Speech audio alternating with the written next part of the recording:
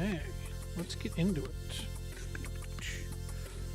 Hello, hello, hello, hello, hello. Hello. How's everyone doing? Good, I hope. Ooh, we hear that music. That's nice.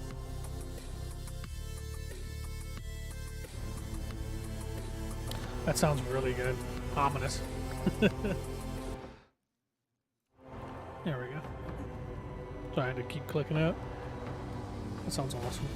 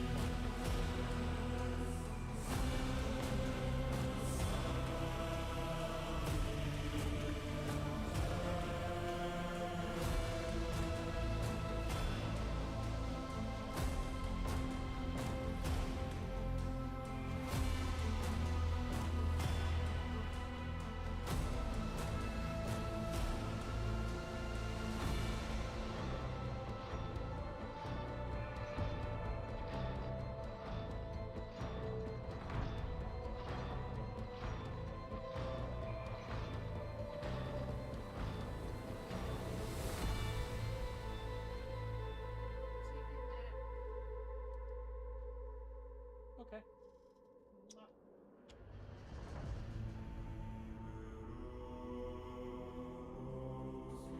Oh, we're back. 1 second.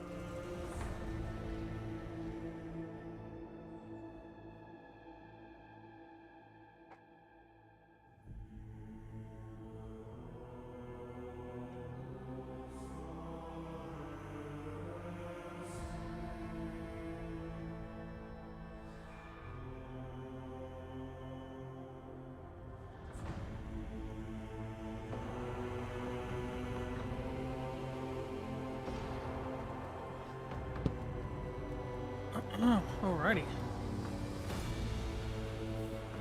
Let's get into it, huh? Oh, this music is so good. Alright, let's go ahead and switch on over to the actual game. So this is Warhammer 40,000 Rogue Trader. Let's see here. God, it looks so good.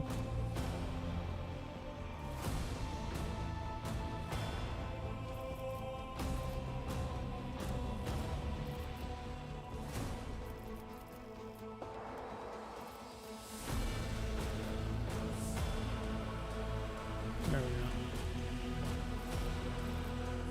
That looks good. Some nice poppin' bright colors. Accessibility. I don't think I need any of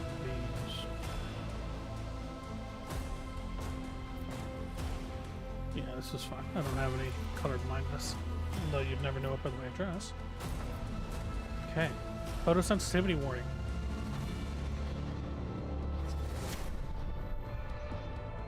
Thank you.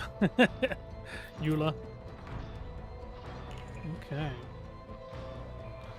Lord Captain, long lost worlds filled with unknown perils, deadly enemies, and ancient mysteries await you. Bring the word of the Emperor to the Cronus Expanse, or die trying. I'm excited. Oh, I forgot this is co-op. Oh, we're gonna ruin the universe. Me and some friends of mine for sure. Pen is mightier than the sword. Hello, Kellen. Let's see if there's like a captions I have to enable or something.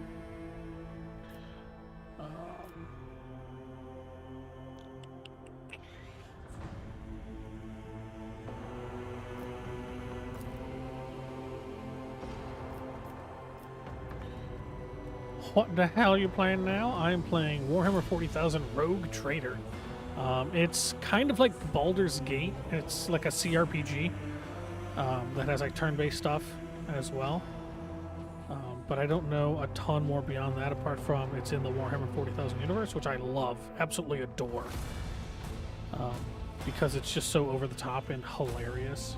So we'll see. Camera, camera, move character. Tutorials, sure. Tooltip delays.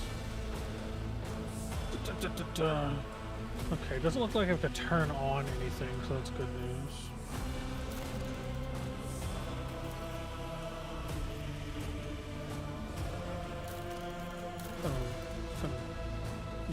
Just a little bit. That's better. Adjust these here. That's better. Frequency of character voice response frequently.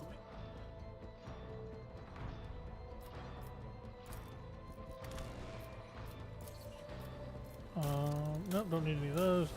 Graphics. Is there motion blur? I don't see any motion blur. Thank God. I freaking hate motion blur. Not that I think it would really be on this. So it looks interesting. I'm really excited.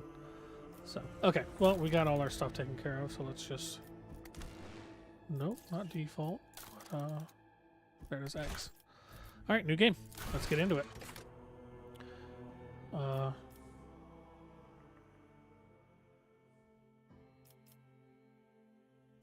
No, I don't need you. All right, main story. Other story modes are coming soon. Oh, that's cool.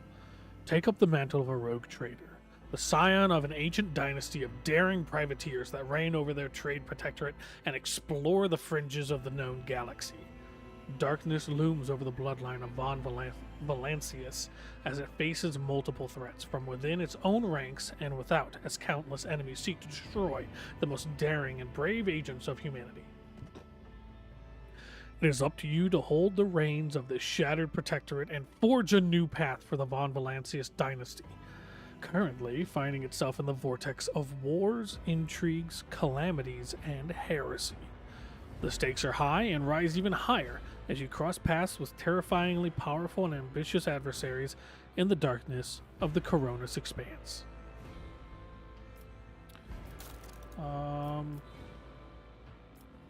We'll do daring. We don't need any like bonuses or negatives really. We'll just go straight up. It's not recommended for players not familiar with the system. I don't care. I'll be fine.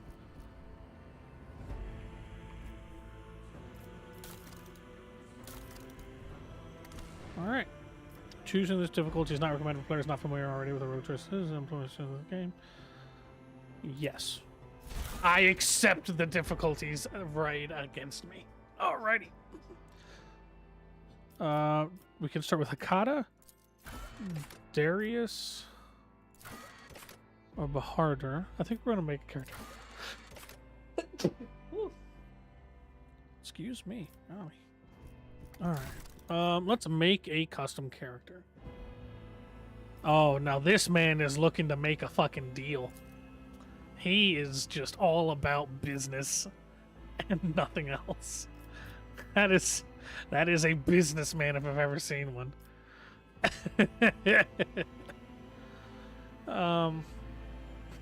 You know what? I kind of like him too. Oh my word. Look at that. I love the art and the style and art direction of Warhammer so much. It's just cool.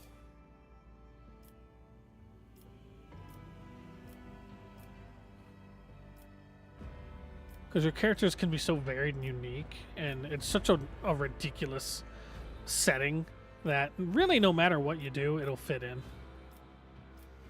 Psychics, huh? Yeah, we're definitely going to be the businessman. We are here to make deals, and I don't care what else about. Alright, appearance. You know what? I'm kind of okay with the way he looks. I do want to give him some augmentations, though. Let's see. Special jaw. Yeah, we need a special jaw for making deals. We need a deal-making jaw. Alright, let's see. A deal-making forehead, so we can think about deals more. It's all about money, baby. There we go. Actually looks pretty cool. I gotta keep the hair. It's just perfect. I'll bring glory to my bloodline. Look upon the Emperor's faithful and tremble. Time to reap the spoils of the battle. Through chaos, I stride. Time for a round of space regicide! Behold the wrath of madness! What curiosity unveils itself before me? Huh. Death's hand reaches for me. Applaud my brilliance. That's definitely it. That's what we're gonna run with for sure. But he's gonna be kind of hardcore as well. So he's gonna get some sick tattoos. Give him some Aquilas.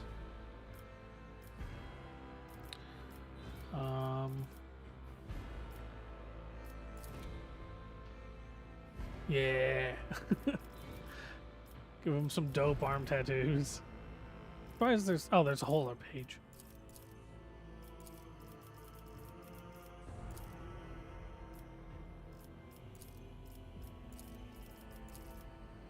Oh, you can overlay them. Ah, okay. Interesting. Give him an Aquila. Blue. I think the blue ink always looks better. Blue. Yeah! Alright.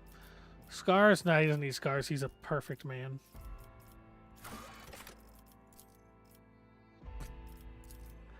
I need the powdered wig. There it is. There's the powdered wig. Alright. I don't give a shit about his eyebrows. He doesn't have eyebrows. Okay, Homeworld. A Death World. Survival Instinct. When the wounds of a Death World character drop below 30%, they gain 20% of their max wounds as temporary wounds. They also gain 20% bonus to dodge and armor while they have at least one temporary wound from any source. Okay. Alright, I already know how exactly this works. Sick. Alright, talents, trusty weapons, lifetime of scars. I don't have any scars. We are going to be from a hive world, I think. Resolve if there are 3 more characters in a 3-cell radius. You know what? Horde be born. The Voidborn character can reroll any failed attack, dodge, parry, characteristic, or skill test with a 20% chance of success. This chance cannot be greater than the base success chance of the roll. Additionally, any enemy dodge or parry against it has a 20% chance to fail after a successful roll. Oh, that's kind of cool. So we're just kind of lucky. Bloody Mess. There's a 10% chance to double the damage. Contagious luck. Yeah, so it's all just kind of luck. The Voidborn character has a 20% chance to survive after suffering lethal damage with 1 wound. So everything's just 20% chance, it looks like. Well, Voidborn character has more than 50% chance. You know what? Fuck you, game. Everything's 20% chance.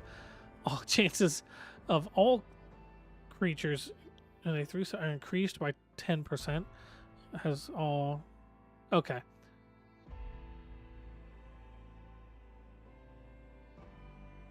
So when I'm above half health, I give everyone 10% better odds, and when I'm below half health, I give everyone, including enemies and friends, 10% worse odds. Anytime an ability or talent uses the Fellowship bonus, a Voidborn character can instead use the Intelligent bonus if it is higher. Additionally, Voidborn characters can always upgrade Intelligence, even if their archetype does not allow it. That's pretty good.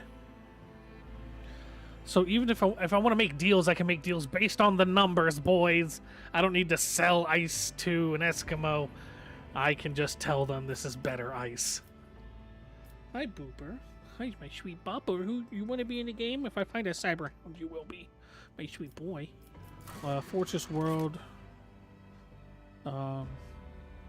Hail of Steel. Stacking plus 1% bonus to dodge against ranged attacks for each shot made during this round.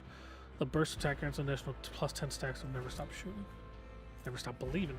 Don't stop believing. When all stacks of Never Stop Shooting would be lost. Huh. Combat Addict. Jesus. Oh, that's quite a lot. Yeah, I don't like that. I think we are going to go with... You know what is a Forge World? You can use their Persuasion, Coercion, and Commerce based on Int instead of Fellowship. So again, another Int build. Gains your toughness bonus deflection against a burning effect playing with Persistence of the Forge. Steel of the Forge. This is pretty cool. I think I'm going to go with a Forge World character and just build an Int build. Persuasion, Coercion, and Commerce. Yeah, that's what we're going to do. Analytics system. Gain plus 10 intelligence bonus critical hit chance. Locomotion system. Forge World characters gain plus agility bonus divided by 2 movement points and plus 2 times agility bonus percentage dodge. Subskin armor. Okay, so hit chance, movement speed, and dodge, and toughness. What did it say about Steel of the Forge and Fires of the Forge? Deflection against the burning effect. Bonus to hit chance and dodge reduction against him.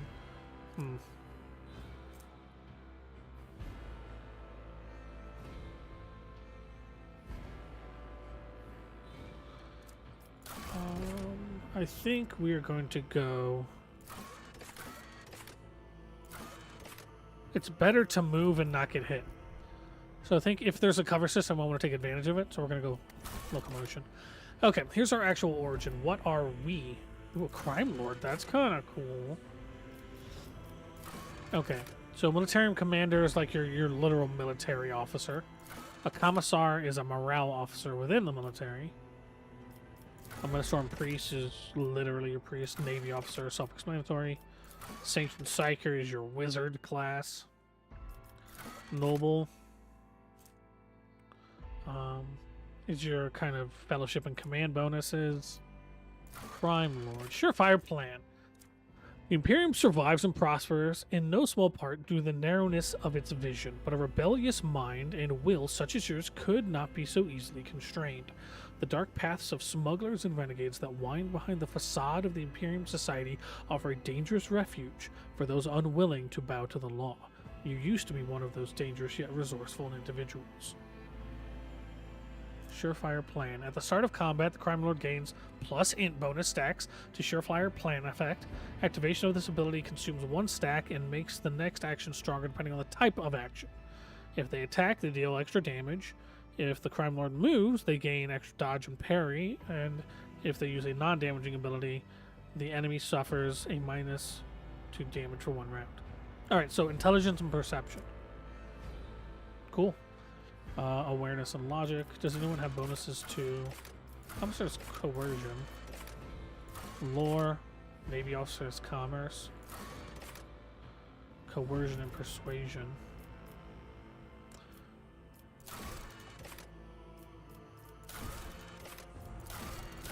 What was it that gave us bonuses? Was it Forge World? Yeah, persuasion, coercion, and commerce. So if we go noble, we get persuasion and coercion. The high nobility of the Imperium are an enormously privileged and powerful elite, a breed apart from the common masses they rule. You grew into adulthood upon a pedestal of affluence and grandeur. You towered high above the common masses. You expected their obedience and lived upon the fruits of their toil, surrendered to your family in solemn fealty.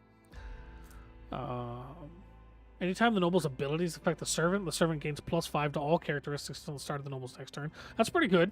Anytime the servant attacks a target that the noble has dealt damage to the last turn, the servant gains bonus critical hit chance. Can only be used once per combat.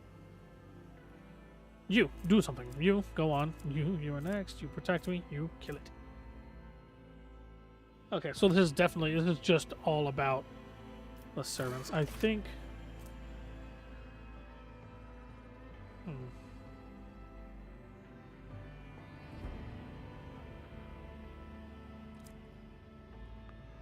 Scatter. Get off me. Get into cover. Perfect timing.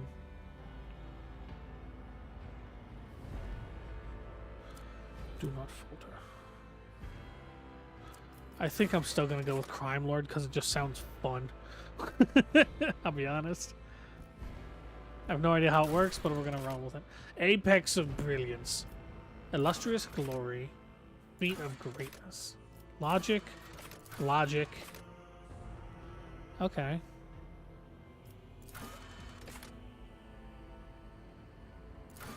Or a Lore Imperium. You strip the Ecclesiarchy a cardinal, but priceless treasure that had been kept in one of the most secure sanctums of the Adeptus Mistrum.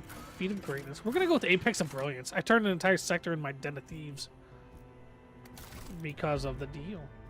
Ah, okay. Here are my negatives. You turned your partners into the authorities and became known as a traitor.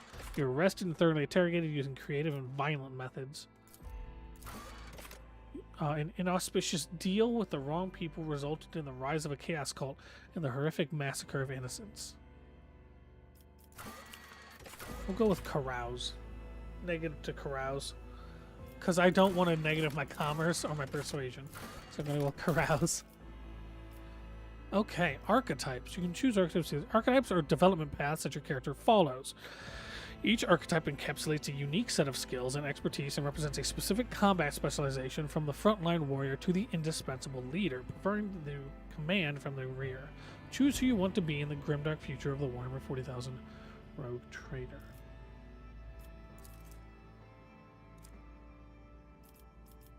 Soldier, operative, officer, warrior.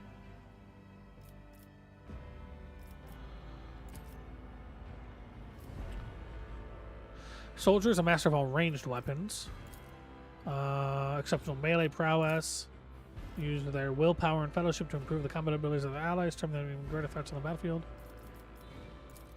Uses intelligence and perception to find and exploit weaknesses in an enemy's defense. None can withstand an attack from an operative.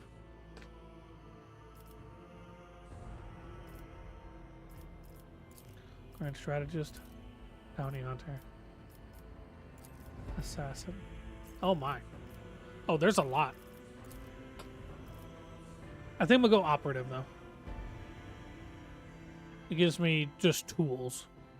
Practice precise single attacks, defense penetration, area debuffs, and consistent firing position. Yeah, I think we're going to run with this. Okay, so we know we need to be smart. Okay, so I have... You can only pump something by another additional 10. And I know I need perception. Do I want to bring my fellowship back up to normal? And then firing positions, it did say. We need ballistics, probably.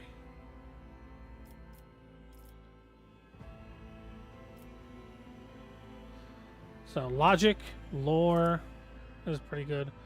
Coercion. It said I could use my intelligence, though, right? Right? Homeworld, Forge World. Forge World characters use persuasion, coercion, and commerce based on intelligence instead of fellowship. Okay. So that's coercion, commerce. No, it's persuasion. Yeah.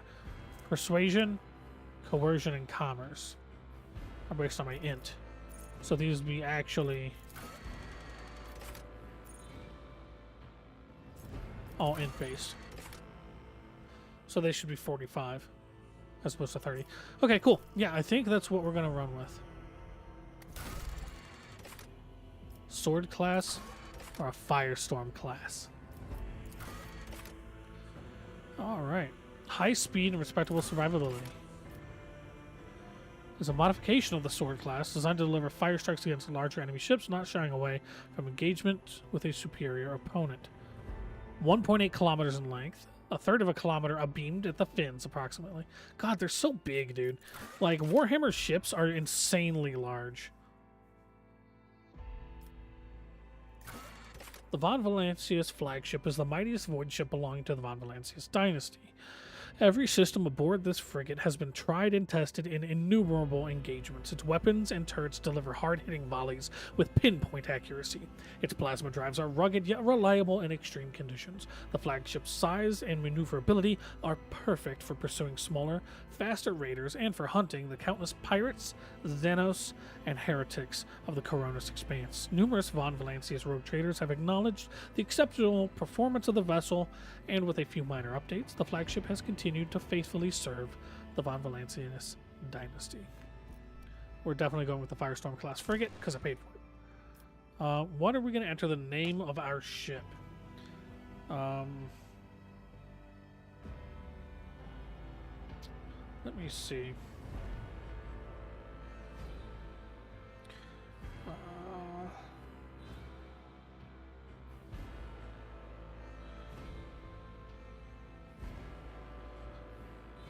Let's go with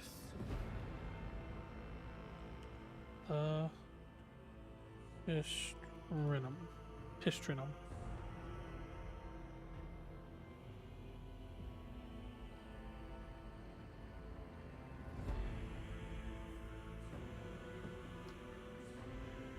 Aurea Pistrinum, which is Song of the Bakery. So that's going to be the name of our ship, is the Song of the Bakery. And my name is not Rogue Trader or Seth. Clement, Marn, Edmund, Jabez, Hiram. You know what? I like Hiram. This is Hiram. Hello, my name is Hiram. Alrighty. So we have a negative to Krause, which is fine. Surefire plan, analyze enemies. The operative targets one enemy within 10 cells of the operative. They immediately gain exploits. 1 plus int bonus divided by 2. So what's my int bonus? 4. So 5 divided by 2. I guess we'll see if it rounds up or down. Surefire plan. Oh, that's right. That's dependent upon the next action I make. Okay. Hiram. Let's get into it.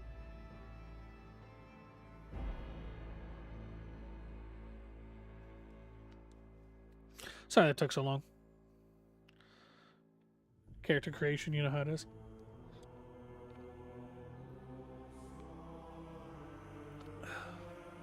We're a smart boy. Press any key. Hits power button.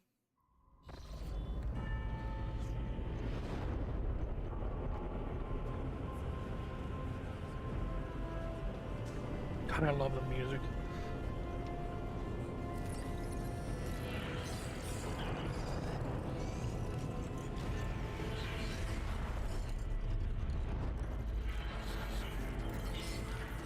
The servo skulls.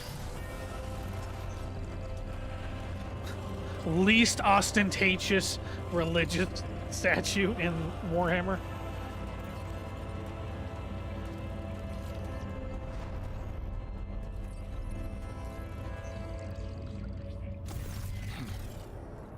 An excellent place for contemplation. One has the best view of the cathedral from here. Mesmerizing, wouldn't you say? An impeccable manifestation of the God Emperor's sublimity.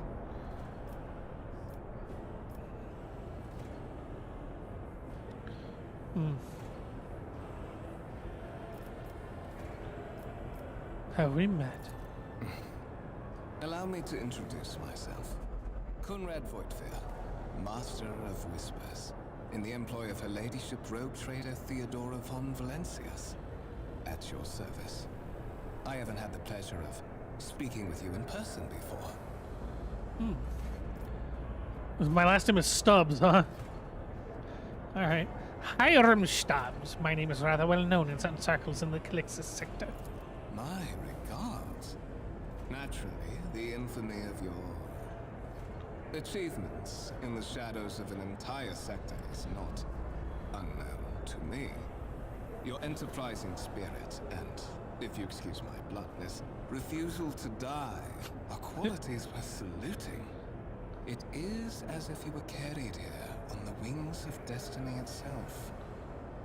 I will be frank with you. You may forget your past titles, no matter who gave them to you, or what their origins are. From the moment you and the other candidate were brought aboard this void ship, your fate changed. You now serve Lord Captain Theodora von Valencias, and carry the burden of an heir of this house. Henceforth, you share your dynastic name with her ladyship. Bear it with honor. Wait, so they're just like, no, you don't have a family anymore. This is your family now. Deal with it. Huh.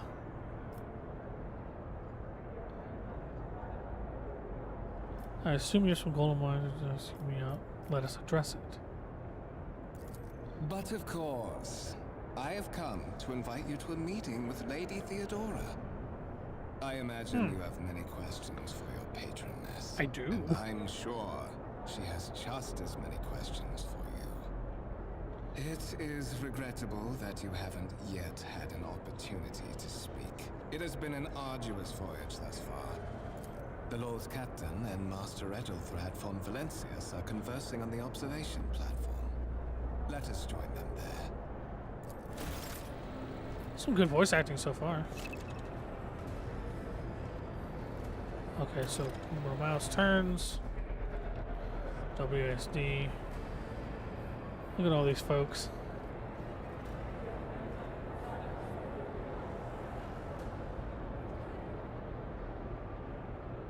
Ah! Just subsumed into the darkness. Such an awesome, like... God, I love the architecture of the setting. A servitor hanging out doing his job. Putting his hand in a hole, like you do. Okay, AP. 1 AP, you have 20 health. Left mouse button is to move. Cool. There will be no peace in my wake. Massive conference table, obviously crafted from real wood, a resource of incredible value aboard a starship. So it is. One step at a time, amidst the madness. The sacred mechanism has been interfered with without due reverence. The duration of the data processing cycle has tripled. Oops.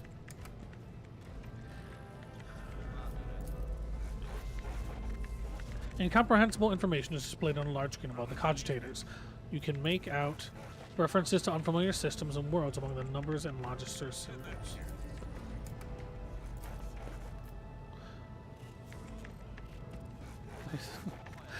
That data processing cycle has tripled.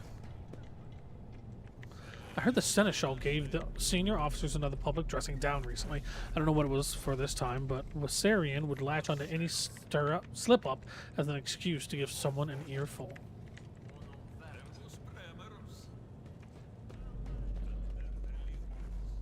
The crew member is hard at work, bowing his head in fear and avoiding even looking at you. If I see you raise your head again, I'll hand you over to the tech priests for civilization. In this tapestry of a world, That's savage. I am the rogue thread. Lay people interfering with the operation of the sacred mechanisms disturbs the machine spirits.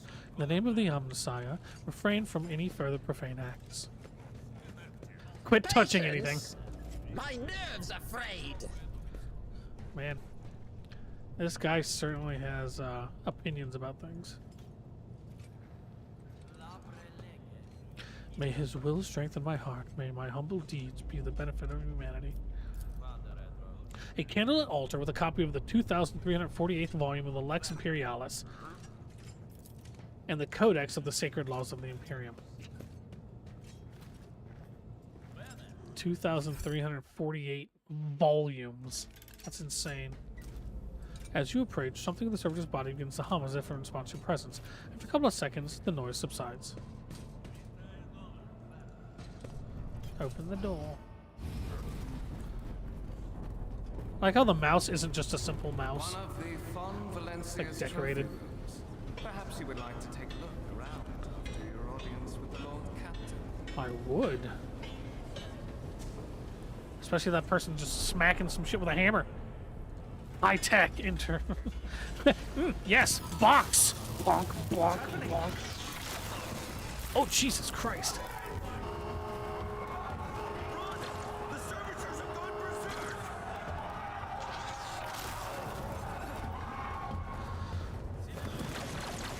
Las pistols.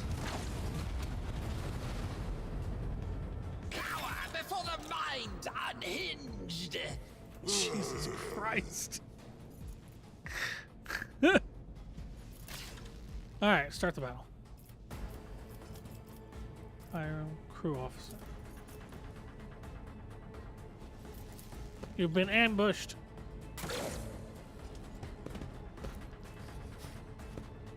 Shank.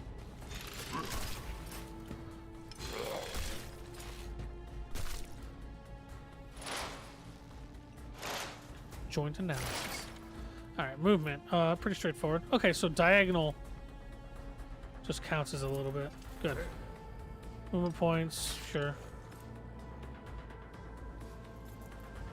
1, 2, 3. Okay, so they count as 1.5. Got it.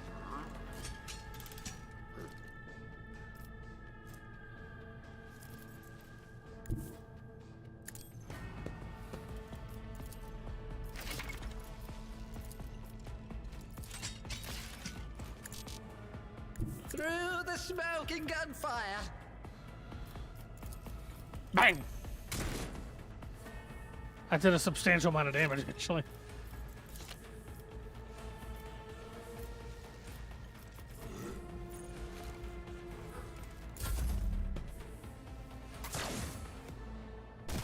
Cool. On a day like What this. suspiciously poor timing for such an accident. Servitors malfunction on the officer's deck at exactly the same moment when the rogue trader and her heirs are gathered here. I have blocked all passages between the upper and lower sectors of the residential decks. If this is a deliberate attack, it should stop the culprits from advancing their plan. After Theodora von Valencius. By the right of blood. I'm afraid I must remain here. For Lady Theodora's safety, I have to oversee the execution of these orders personally. I hope you will have no difficulty reaching the observation platform on your own. It is just at the end of this corridor.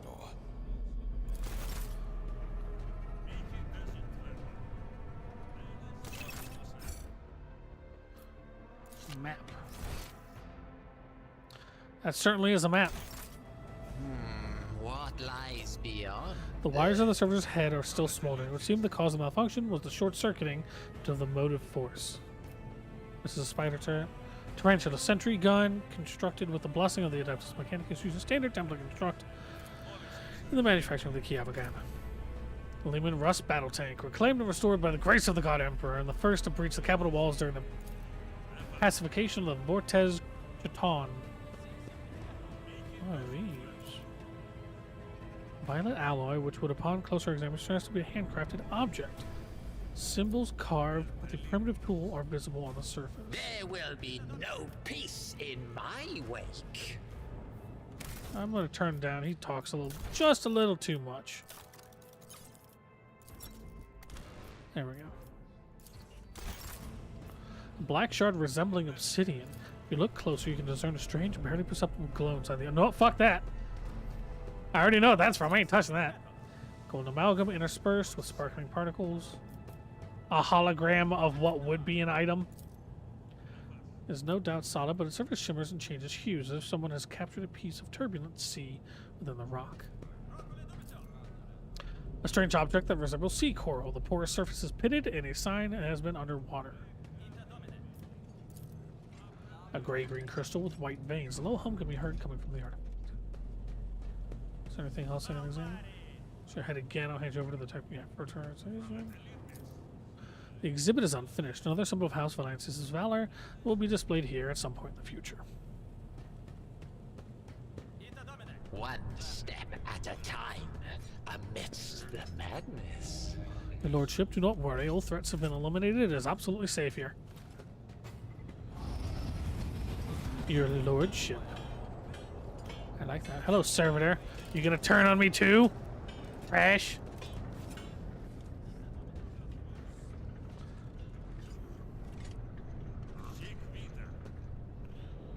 Am I going anywhere in particular?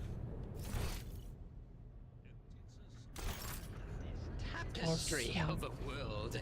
I am the rogue thread. I don't think I'm going anywhere in particular at the moment.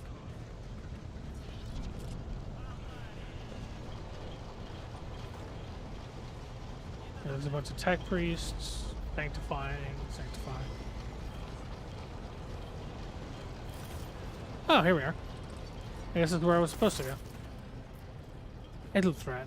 That is simply irrational, Lord Theodora, says the man dressed in peculiar garb, his voice tight with tension, his face, half of which is covered by sin skin, is twisted in a grimace of displeasure and disbelief. Assimilation to the trade structure would be political and economic suicide, practically an admission of heresy. The tall, gray-haired woman pins him with her gaze, her cybernetic eye flashing crimson. Then suggest an alternative that will satisfy me. I've described the situation no worse than my seneschal could have done. Make a decision. What will you do with Aeon 6th, Edelthred? Survey the room. The first impression of Edelthred, who appears to be about 30 years old, is of parchment-like skin stretched over a tightly bundled mass of sinew, implants, and bone. The nervously twitching fingers and face twisted by a slight tic, and the jerky movements are all signs of some illness or defect that has taken over his physical form. In stark contrast to Edelthred, Theodora van Valencius's features appear as if they were carved from marble. Eternal and indestructible. Head raised high, proud posture, hands clasped casually behind her back. Everything seems to emphasize the difference in status between her and Edelthred. Behind the two of them, you see two more men. One is a gray-haired officer of impeccable bearing, who is studying the contents of his data slate. The other is a behemoth bristling with holsters and baldricks containing all manner of weapons. So that's him. A second candidate has joined us. The dry female voice and the powerful feeling of being watched force you to look at Theodora. The rogue trader is looking straight at you, and her gaze, like herself, is predatory and oppressive. Hiram, approach and give me your answer. Alright. Okay, cool. We have... informed by different lores. Consider the hypothetical question. Or situation. Aeon the 6th. A new world on the fringes of the Coronis expanse. High seismic activity, regular magma eruptions, metamorphic rock deposits, prospects of a large-scale mining. The world is populated by natives who worship some heretical underworld spirit that protects those who offer them sacrifices. Flights of fancy, you might say, but attempts to install ore extractors have failed for the second time. The mining crews sent to the planet's surface simply vanished overnight. My question to you is, what would you do with this poisoned treasure? Those spirits could well be the natives' name for dangerous aliens. I would first verify that there is indeed the case, and if the population of Aeon the 6th engages in xeno worship. There are ways to confirm whether that is happening or not on Aeon 6 is witchcraft or not. It might cost several cycles to do so, but it will give us the answer. Raises an eyebrow. Reasonable and prudent. However, chasing after ethereal creatures may prove a rather long and fruitless endeavor. Apart from Xenos, an untrodden planet might be teeming with myriad horrors that are far more dangerous and difficult to eradicate. I expect that you, Hiram, are simply unaware of their existence. I found your tone most disagreeable, Edelthred. I would kindly alter the manner in which you address me, or else you will not live to regret the consequences. Shut up, Edelthred! Nobody likes you!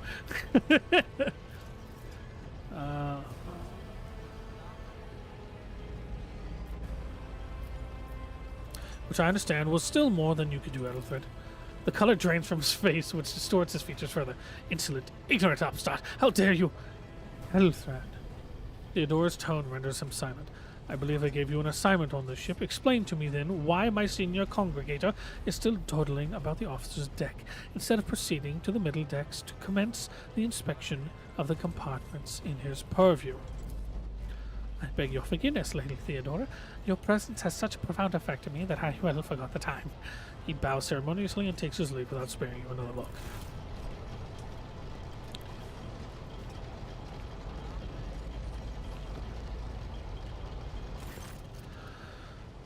As she turns to you, so Hiram, why are you here? Was it not you who sent for me? There are questions to which I would have answered. I do not know just yet. I hope you will clarify that. You have ceded the opening that was offered to you in a woeful display of meekness. Admittedly, this tendency is equally strong in all who toil in the Emperor's service. Immutable hierarchy, absolute obedience, lick-splittery, compulsion to please. I value none of these things. For the moment my envoys came for you, the terms of your existence changed. My name is Theodora von Valancius Massimo Afscaris. I am a rogue trader in the service of the God Emperor of humanity, and my rights and freedoms are vindicated by a most sacred relic, the warrant of trade. Kept aboard this very vessel, mine is the honor to venture into the darkness beyond the Imperium and carry humanity's light where wicked and heretical reign, and bow death and ruin to us all. It is my decision alone to determine the fate of whatever I find past the bounds of the explored void. Every world I discover, along with all those there is to find thereon, resources, people, riches, and mysteries, is mine by right. I command millions of lives, rule over numerous planets, and possess fortunes that no planetary governor or commander could dream of amassing. And you, Hiram, are one of those, with the von Valancius blood in their veins and a rightful claim to this inheritance when the hour comes.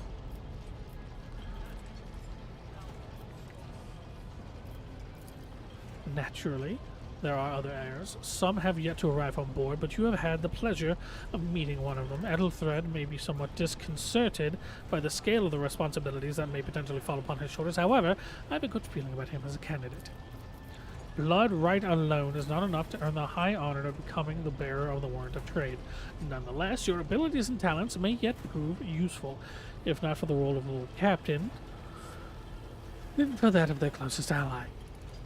Theodora sighs and looks away, pensively for a brief moment. Alas, even the responsibilities can at times be too challenging for those who share your blood. Conrad Voigtber served me for many years before he made his mistake.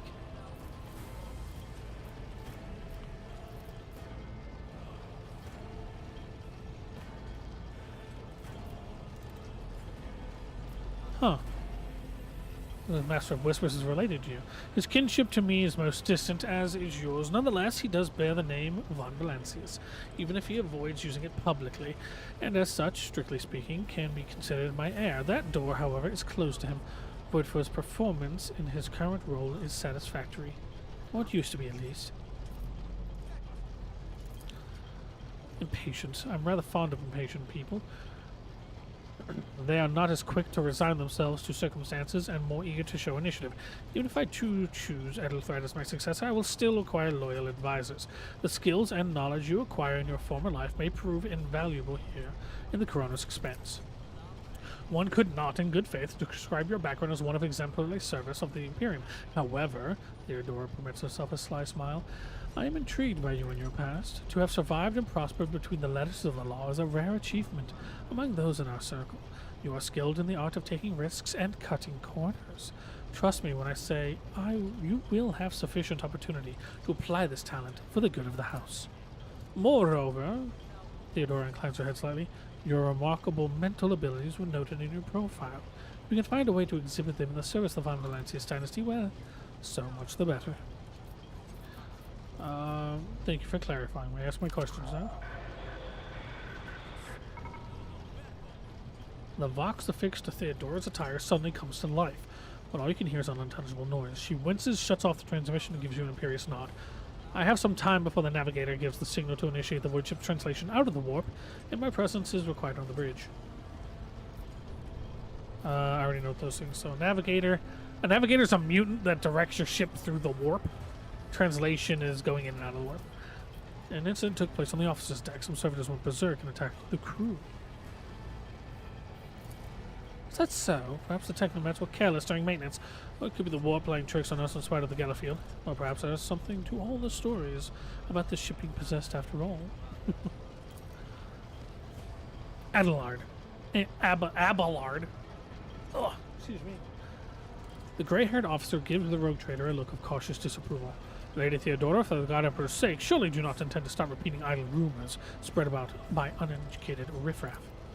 Enough, I'm going to say Adelhard. Abelard. Such hearsay amuses me. Theodora eagerly retells me something she learns from the whispers of her unseen advisors. She turns to you. The ship is thousands of years old. It has enough hidden nooks, malfunctioning cogitators, and unused compartments to make ignorant folks speak of specters dwelling inside the bulkheads and plotting against those who yet live.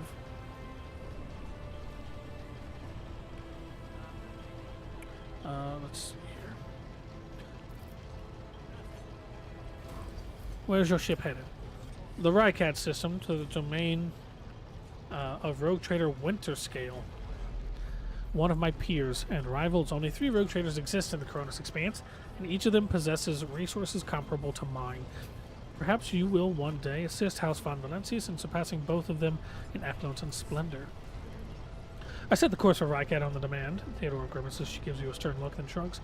For a specific reason. Perhaps I shall yet apprise you of the purpose of this voyage, but now is not the time. Alright, what is my job? Observe, learn, absorb. It will take time for you to find your bearings aboard this vessel and in your new position. Eventually, I will find a post that suits you as I did Edelthred. Until then, consider yourself my aide. Alright. No more questions. In that case, I shall head to... When Theodore's Vox awakens once more. This time you pick up shouting. The Lord Captain freezes, listening to the Voxcast, and nods and draws her weapon. Disturbances reported on the adjacent decks. Seneschal, if the need arises, protect the new blood. She glances at you. It is possible that the chance to prove your worthiness may present itself sooner than you may have anticipated. A lot of chatting.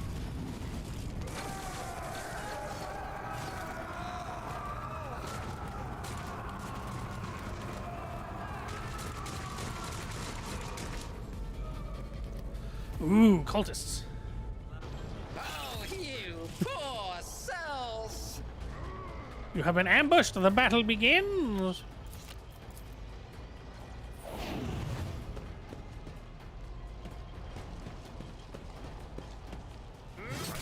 Oh, there's a lot of dudes here. Guys, just fucking Mort. Oh shit!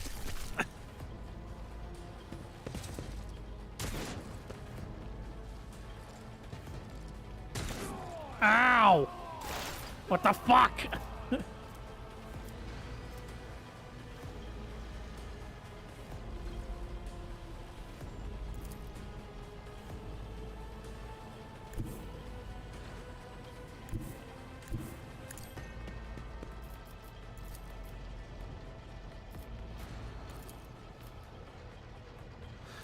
Dick? Genius at work.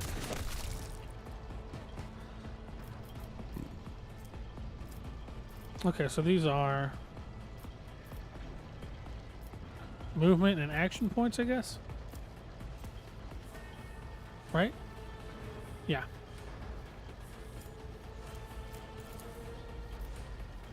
Schemes within schemes.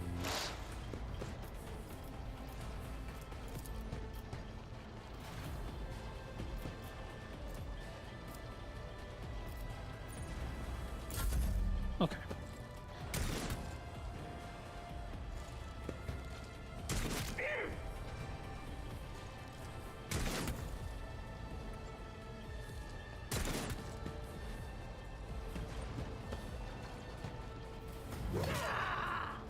I've suffered worse. It's just a flesh wound. He shrugs it off like that. It's fine. I'm fine. You're fine. Reduced to dust. God, they're just monsters. This Mort dude has 252 health. I have 20. positive effect. Your character has received a temporary positive effect from an ally. Cool. How do I tell where it is?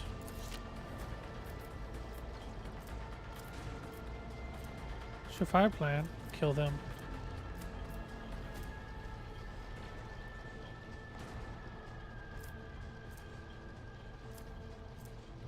Oh, kill them. Plus 50 ballistic skill until the end of combat. Okay. A wicked thought. Massive golden structure never stops moving for a moment. Light bounces off of the orbits and figures represented. Cool. Okay, so if I fire, I can't move.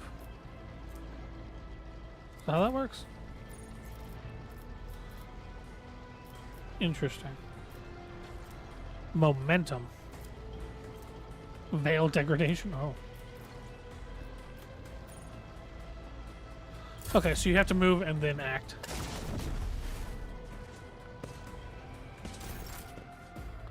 God damn. This reminds me a lot of Shadowrun. That was made by a different studio. It was really, really fun tactical combat. Theodora waves her hand in a commanding gesture. Mort, take the team with you and clear a path to the transport line. Do not like a single horse and survive. The rogue trader turns her eyes to you. Didn't bat an eye when that scum burst onto the deck. Not bad. I've seen many an officer who panicked at the sight of combat on the upper decks. The false sense of security offered by their position makes them that much more vulnerable to the harsh realities of warp travel. She looks at the box in her hands. All you can hear is lifeless static. The incident with the rampaging servitors may be connected to what is transpiring now. Possibly. Quite likely. Theodora winces and flicks the switch on her box a few times. We'll investigate it at a later time. Right now, we need to isolate the affected compartments and try to assess the situation. What are your orders? Mort has gone ahead to clear a path for us. If you want to make yourself useful, go after him and see if the Arch-Militant requires aid. And be quick about it. The Arch-Militant? That's a cool name. Check the latest communication reports for the upper decks. Report from the engine series. Request for cargo transfer. There is an alert about loss of communication with decks 8 and 12. Patience! My nerves are frayed! Patience! I'm a delicate little flower!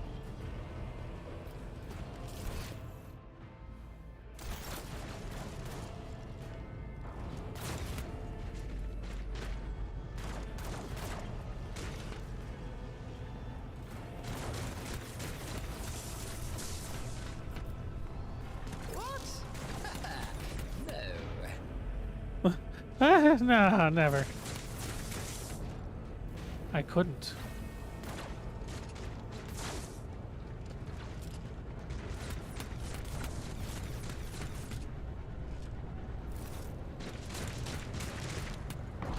Ah, I see.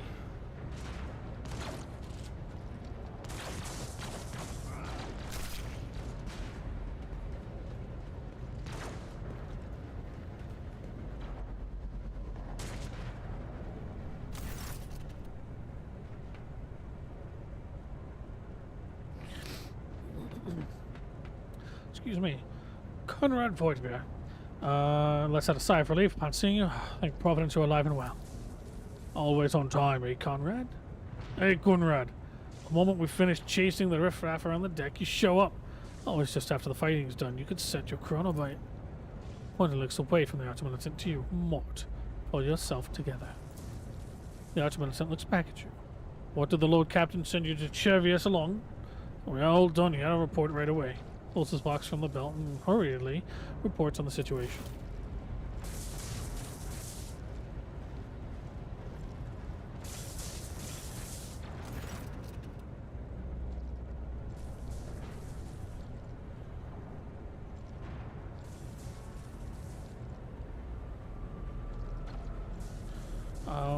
Master of Whispers, what is happening on my ship? The Boxnet is silent, and the Boxmaster is not responding. Armed assailants have stole the officer's deck, and my Arch-Militant just destroyed several more heretics on the way here. Is this a severe case of warp madness? Have some of the crew lost their minds and forgotten who they are and whom they serve? Report! I have not yet received word from the engineering regarding any Gellerfield failures, but communications were already unstable half an hour ago, and now they have ceased altogether. Whatever the cause may be, the consequences are spreading fast. I am receiving scattered reports from the middle decks, and the only voxcasts from the lower bays are one-way heretical gibberish. Voidford pauses. That the madmen have already reached the officers' deck suggests that there's outrage. This outrage was planned in advance. Perhaps this is an organized mutiny.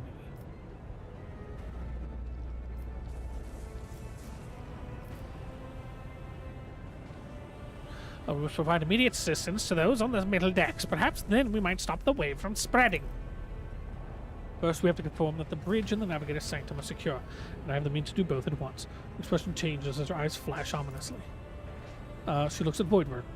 Elfred, where is he? I must know he is unharmed. Were Psycho aboard a ship that is potentially being assailed by the warp could pose a great threat to himself and others than a whole army of madmen with improvised weapons. I tried to locate him, but the last thing known about his movements is that he arrived on the transitional deck 18.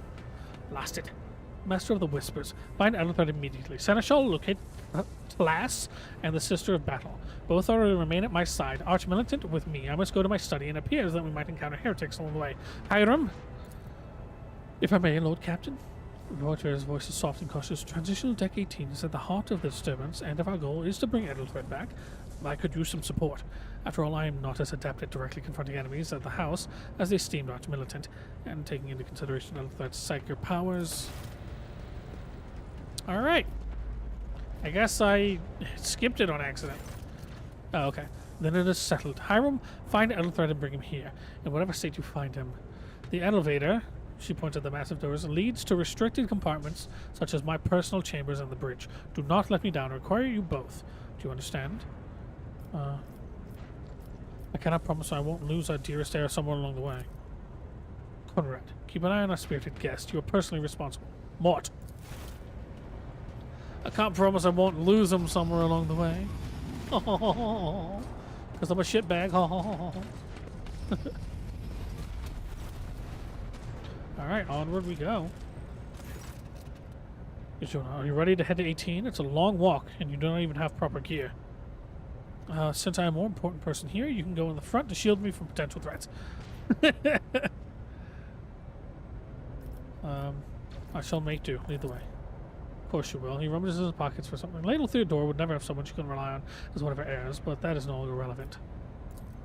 With a pop and a sharp crackle, something hits you in the abdomen and you're consumed by unbearable, gut-wrenching pain. Oh my god!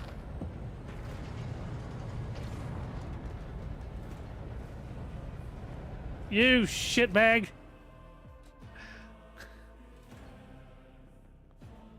The traitorous swine.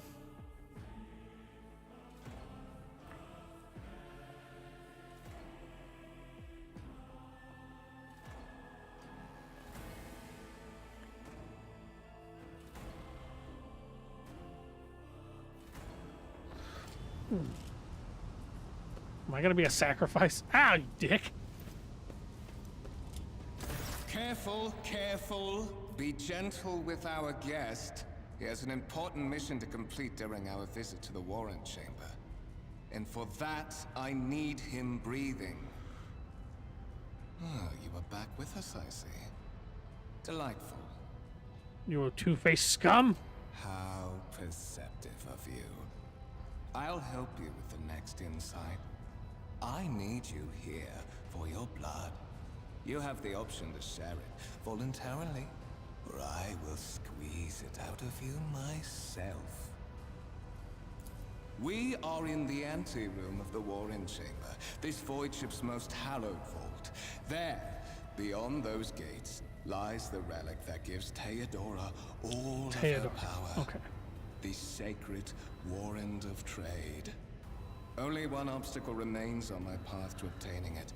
The gates of the chamber are guarded by the Sentinel, an ancient device that will only open the door to a true heir of the dynasty.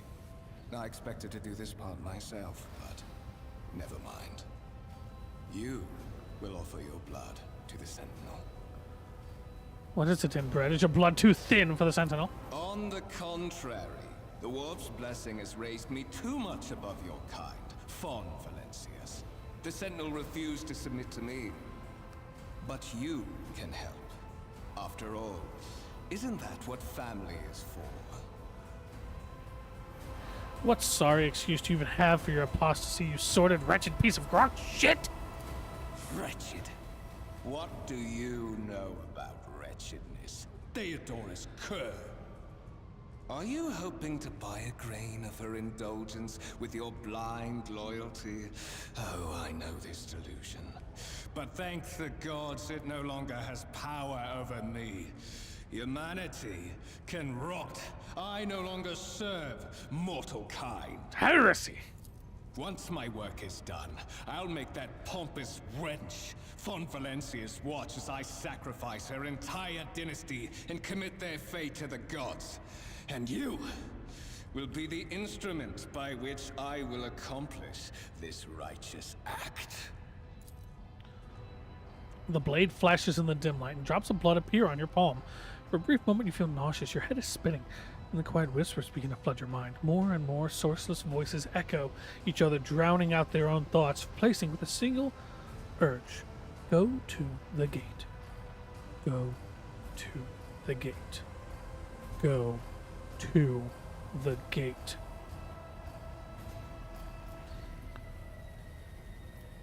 Get out! I am not your puppet! The voices in your head giggle and mock your desperate outcry. You feel this intruding influence forcing you onto your feet and making you step toward the gates, looming in the center of the chamber. So no matter what, it would have moved forward, probably. In the gateway arch, you see a cogitator with a human likeness built into the front panel. As you approach, the torso twitches slightly. This is a servitor, an obedient automaton created from a lobotomized human being. Usually they're criminals. Usually, not always. The sentinel turns its head to you, one of its eye sockets lighting up with two amber-like irises. Examine the device. You carefully inspect the design of the cogitator. What immediately catches your eye is the strange alloy that was used as material from the machine's components, some of which are unfamiliar to you. You suspect this might be some kind of archaeotech relic. Cool, I got smarter. The servitor on the gate begins to move. With the screeching and groaning of metal, it leans forward closer to you. Its lower jaw opens with a drawn-out shriek, much wider than the jaw of a living human could. The servitor's mouth is filled with sharp metallic fangs that glint in the dim light. The vid screen on the right of you lights up, showing strings of mysterious symbols on a green background. A whisper runs through your consciousness, insisting, demanding sacrifice. The voices that filled your head after Voidford wounded you with this blade did not go away. On the contrary, their source coiled itself into a tight knot somewhere in the depths of your mind.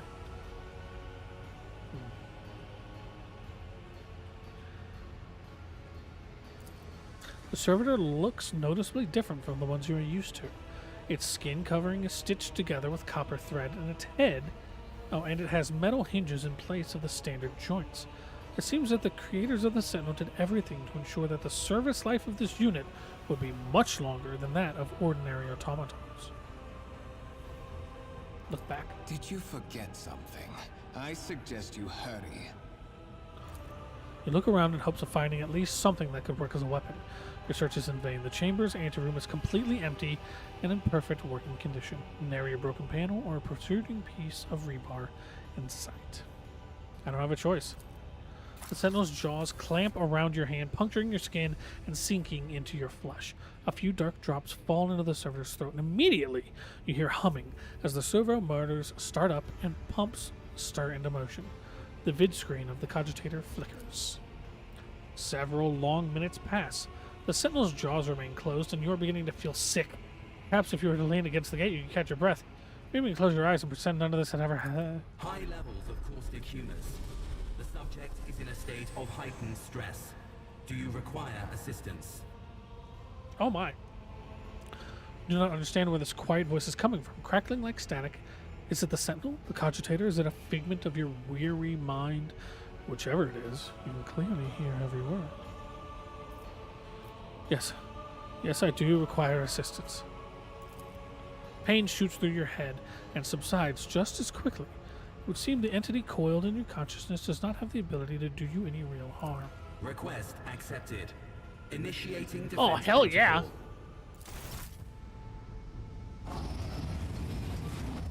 Oh, let's fucking go. Kick rocks. Holy shit. There is still another way.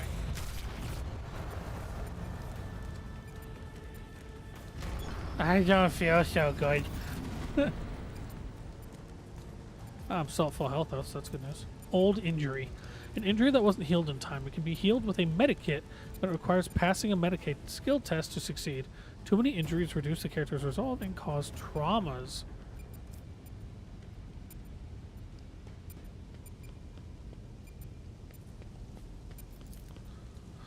The enormous gates match the importance of the thing they protect. The massive doors are made of heavy metal and look impregnable. This is the warrant of trade. I have a different perspective. Let it be known that by my will and by the true words of this document, I appoint this person to be the bearer of the warrant of trade. Okay, let's move.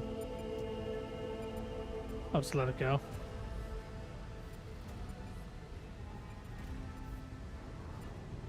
Through pain to greatness.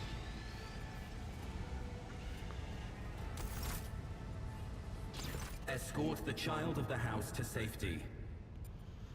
Several skulls creaking gradually turns into comprehensible words. Who are you? Who addresses me? Temporary obnubilation following acute stress. Mobile unit of the Warren Sentinel standing by. Are you the warrant sentinel? Mobile unit of the Warren Sentinel designed as a personal escort of the child of the house and a means of communicating with the rogue trader's subjects. Mobile unit standing by. I need a weapon. I'm utterly defenseless. Distance from the current location to the nearest arsenal. Initiating situational calculations. Second after seconds pass, and you realize the service call will not answer you. Alright. I need to contact someone. Boxcast frequencies disrupted. Initiating setup. Establishing connection.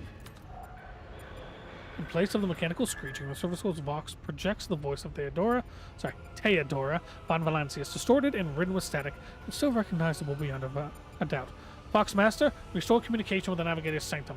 I'm trying to contact the bridge. If anyone can hear me on this frequency, regroup all available forces and head to the upper decks at once. I repeat, regroup all available forces and head... Communication protocols breached. Signal latency assessment unavailable. Unable to establish two-way connection. Let me out of here. Middle and upper decks. Assuming the probability of safe placement in areas of concentration of armed units.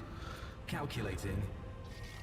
To prevent unauthorized units from breaching the warrant chamber, preemptive sealing must be initiated. The mobile unit will start executing the received order immediately after the safety of the warrant is secured. Okay. Okay, here we go. Now we actually will have a journal, so we can actually keep track of what the hell's been going on. So it's just J or clicking the left mouse button on the notification on the top of the screen.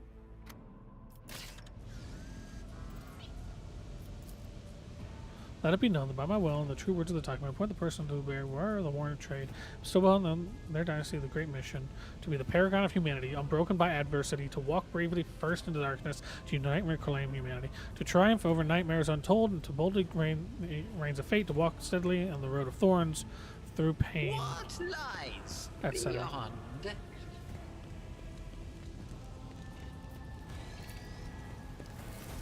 Seal the warrant chamber. As is good and proper. Master. What? Whatever are you doing in the warrant chamber? How did you... Throne preserve me. What is the meaning of this? Okay. Seneschal Abelard Worsarian has lost some of his former polish. His forehead is sweating, and one of the sleeves of his coat is torn and soaked through with blood. Nonetheless, despite his heavy breathing, he stands firm and his gaze demanding, albeit somewhat surprised. He surveys the carnage around him, his brow furrows, and he places a hand on his weapon. Conrad Voigt was a traitor. When we parted ways on the officer's deck, he stunned me somehow and brought me here. What? He intended to take revenge on Teo. He was clearly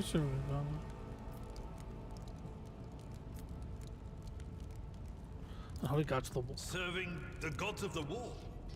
Kunrad is a heretic. Oh, Voidfear, you void rat. Madness. And this mutiny is likewise his doing, no doubt.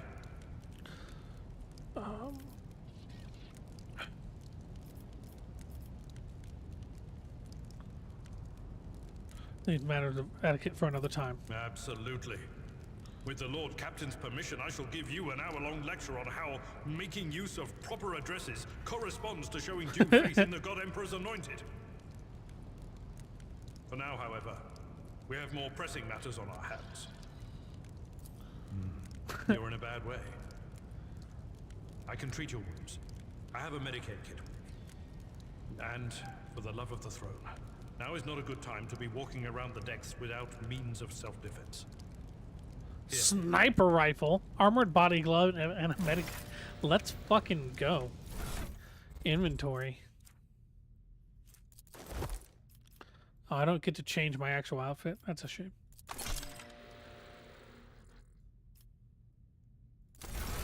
By the right of blood. The abduction has taken its toll on the air. Seneschal Abelard Versarian has offered medical assistance. Accepting it would be a wise choice.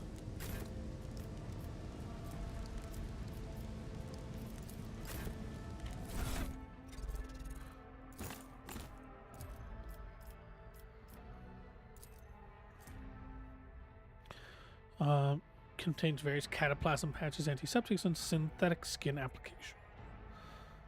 Removes bleeding, removes one fresh injury, or if none exists, attempts to remove one old injury. Ow. And that's just categories. Okay. Outfit settings. Oh, hell yes.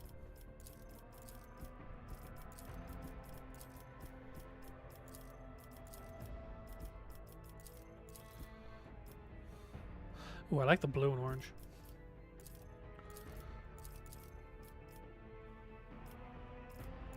Beautiful. Gorgeous, even.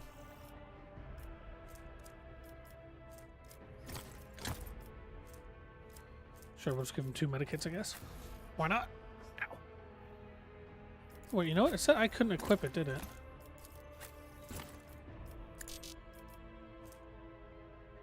Interesting. Huh. Medikit. Hiram. That is a noticeable There we go. improvement. Now you're prepared for the trials ahead. Okay, cool. The lower decks are teeming with heretics instigating the rabble to revolt. But that is the least of our problems. The ship's enforcers are rounding up the scoundrels and suppressing the resistance. The situation on the middle decks is much worse, although strike teams have already been dispatched there. All communication with the bridge and the engineering bay was lost. So, apart from scattered voxcasts, we have no information to go on. It's not great. But that is not the worst of it. Oh, good, it gets worse. All these jolts and shaking are Jesus Christ. These are signs that the navigator and the master helmsman are having difficulty translating the ship out of the warp and into real space. I fear that they may have already lost control. We must reach the navigator's sanctum and get a handle on the situation. If we can manage that, some aboard this vessel may yet survive. How did you find me? You sent me a Vox message. Specifically, a Voxcast on the officer's frequency, which I had the good fortune to receive. You mean to say you did no such thing? I think the Warrant Sentinel sent that. It appeared when I opened the chamber. Warrant Sentinel? The Lord Captain barely ever ventures down to the chamber, and I was at her side only once or twice when she did. And I did not see anything of the sort. The Warrant Chamber is an ancient and rather sacred mechanism that the ship's tech priests treat with the utmost reverence. I assume that whatever it is that you did, you must have activated certain processes and caused the Sentinel to awaken. But then, why did none of it happen when Lady Theodora did the same? What can we expect to find in the Navigator's Sanctum? During warp transit, the Sanctum is closed what I'm worried to about. all who are not involved in traversing the Empyrean. And for good reason. Yeah. For the Navigator to open their third eye and perceive the way, The sanctum must be bathed in the energies of the immaterial. Only a navigator can withstand such an ordeal. For the rest of us, any contact with the warp is fraught with perils such as loss of sanity, spontaneous mutations, and death. Does not bat an eye as he lists all the horrors that you're about to face. Yeah, so navigators aren't technically human. They are mutants that were created by the Emperor specifically to guide spaceships through the warp for long distance travel because regular people just couldn't handle it. So they were a mutation strain introduced into humanity by the Emperor utilizing Xenos genes and what the etc etc, and they are creepy people, extremely powerful and extremely influential as well, but mostly just very creepy people. I heard one of the Voxcasts. Lady Theodorus. Which one? I heard one of Theodora's Voxcasts. Lady Theodora. And that was a good while ago. In any case, let us hope that the Lord Captain is well and safely in charge of the ship's defense. In the meantime, we must do all we can to prevent the ship from veering off course. Okay. All right, very well. The Navigator's Sanctum, very well. Will you lead the way? Absolutely. Let us proceed. Let's get going. Oh. A wave of static suddenly erupts from the servo skull, and you can make out Theodora's words through the noise. To arms, little sons and daughters of the God Emperor. Fight the heresy and corruption that threatens to consume our home, and with all your might destroy those who have dared. The Lord Captain is calling her crew to battle, which means the Vox networks are set up for broadcast transmission, not message exchange. Splendid. While the rogue trader inspires proper resolve to fight in her subjects, you and I shall prove that her trust in us is well deserved. Onward. Oh my. Get your characters into position. Well, Hiram. Yeah, okay, so it's full. Okay, I think I see now. Hiram, we're gonna hang out over there. Abelard.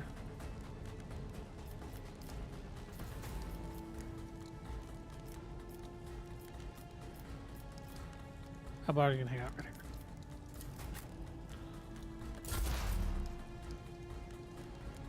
Alright, well, first things first. Do I still have that fresh wound? Old injury. What was the point of the medkit use then? God damn it.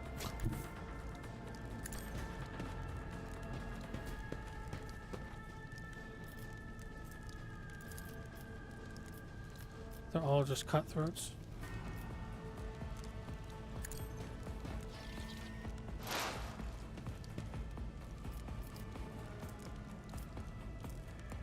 Deadeye shot. Oh, I see. It uses action points to a deadeye shot. Reload.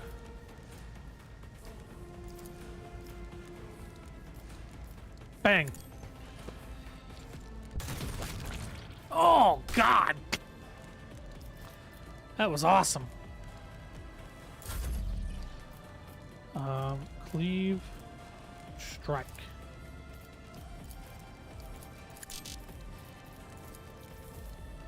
Charge. Warrior moves in a straight line, launches in a melee attack against target on warrior's path. This attack does not count towards the limit of the warrior's attacks per turn.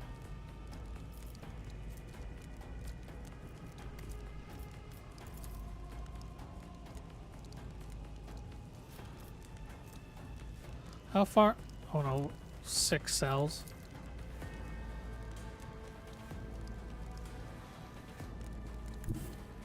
I've seen worse battles than this in my time. Shank. I guess I could have used that after. Oh well. Alright, cool. So he's a Navy officer. Alright, cool.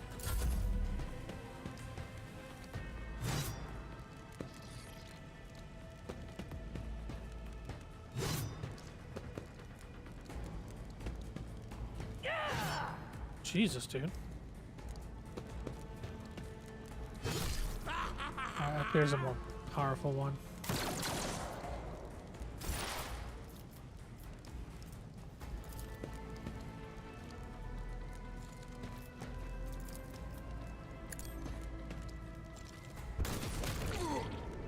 What?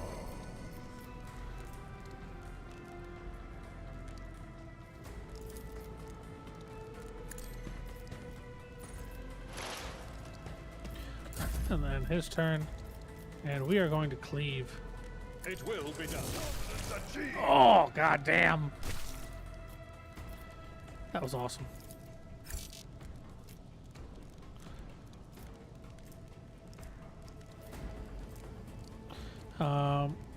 Movement points and actions. Movement points and actions. Do you need movement points to hit people?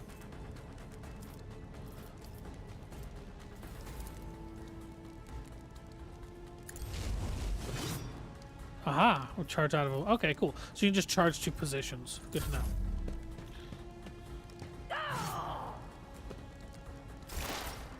Good to know. Bang. Jesus Christ.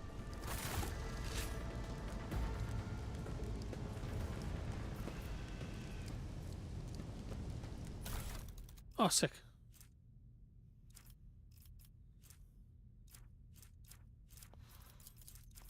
Collect all. Close. This galaxy is my playground. Okay, so can we equip a secondary melee weapon? We can. Beautiful.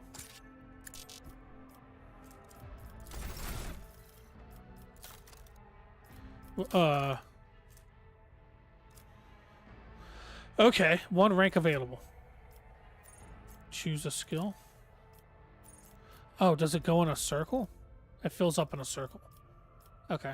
Endure. Until the warrior's next turn, all incoming damage is reduced by minus toughness bonus, and the warrior gains plus toughness bonus. Temporary wounds. And then choose skills to increase. We'll go with...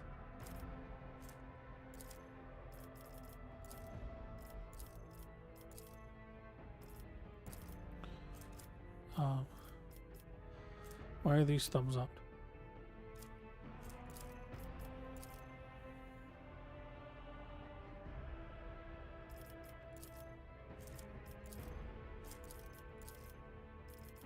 Carouse. Resist negative effects applied by some poison, stimulators, or alcohol. May give access to new dialogue options. We'll go with athletics. Especially if he's a melee character.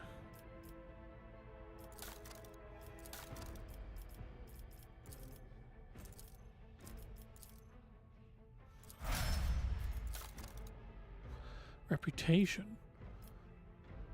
Okay. Oh my god, biography even has.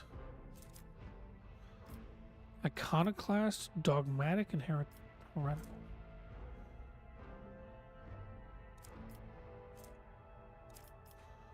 Interesting. It's interesting that it's 3-sided.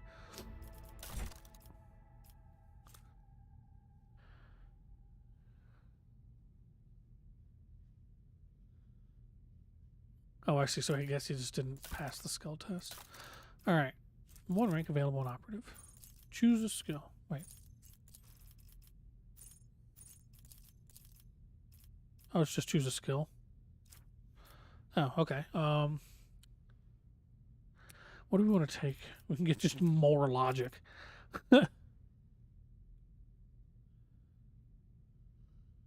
Huh.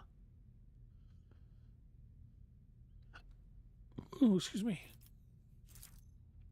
Tech use. Medicaid. Lore Imperium and Lore Xenos wouldn't be bad. Which one do I pick? I think I'm going to go with tech use. Open doors and containers and hack cogitators. Yep, that's what I need. So, okay, so I'm like a rogue. Okay, cool.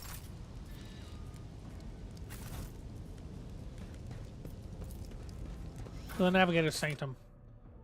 From the Warren Chamber. Okay, so this is just throughout the ship. To the Navigator's Sanctum. Maximum hit chance is always 95%. Cannot be exceeded above 95%. To The Navigator's Sanctum is directly along the passageway. I pray to the God Emperor that we are not too late. This looks ominous. Edlard? Oh, that was cool. And so, Yadira. he will enter the halls of the blinded guide and witness the radiance of the final dawn through the cracks and fall victim to a whim of fate. The woman before you whips around and gazes straight at you, her eyes glowing with otherworldly light. Ugh. Master, watch your head. Idira, would it be too much to ask that you phrase your soothsayings plainly for once? That was too close. Sorry, old man. The voices are so loud I can't even hear myself. They shriek, they sing, they... Oh, Abelard, how they sing! This is Idira Tlas, personal psyker and diviner of Her Ladyship Theodora von Valencius. Idira? I'm not drunk, old man. I'm suffering the effects of the warp that is seeping through these walls. I see the ship's fate. To die in the waves of the immaterium, fall under the burning rays of the final dawn. And in the roaring blaze, I see a figure standing. Who is it? I have no answer. Huh. The entity in your consciousness shrinks and crawls in deeper, its claws scraping against the walls of your mind, as if the presence is trying to hide from the seer standing before you. A diviner, are you? The voices from beyond the threshold whisper to me. Sometimes their murmurs are clear, they grant insight. Sometimes they drive me mad. But I am patient. I know how to listen and discern.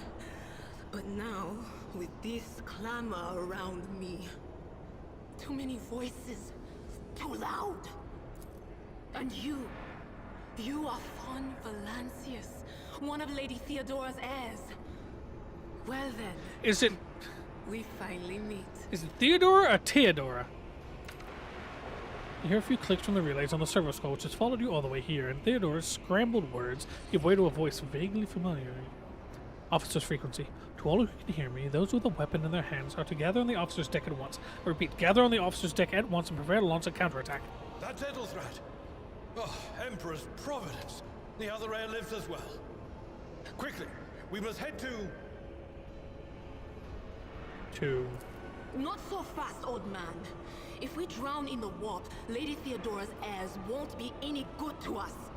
If Edelthrat's like me and hasn't yet surrendered his mind or body to the mercy of the warp, then he can still hold on a little longer without us. Blast it. You're right. First, we need to deal with what is happening here. What are you doing here? The whispers called me. The ones I could make out among all the screams and screeches. Those who are rocking this boat hit us where it hurt. They went after the navigator, our guide through the warp. Other whispers called me to the enginarium, but it was too late. I heard the cry of our master Cog, and the silence that followed. That's not good. What? You don't mean the Engine Seer Prime is... Said, without a doubt. That's bad. That's real And bad. the voices wail, heralding countless nightmares, cackling at each soul among the hundreds that are now joining the warp. The shriek from the Navigator's Sanctum was louder than the rest. And it's better that we saved the Navigator than some lever puller from a cooling module or a cook from the middle decks. Let's see if the navigator as well. No. Nothing is well about him. Can't you feel the chill crawling on your skin? The eyes watching you? The warp ice has already encased the bulkheads. What follows is calamity. But we're not just going to stand here and take it, are we? The state of things in here suggests there's a navigator around. Maybe one who's crippled or at death's door, but still kicking. And since our skin hasn't peeled off our faces just yet, his third eye must be closed. At worst, it's a little roughed up. So what are we moping around for? Let's go protect that noble mutant while we're still alive. I like her.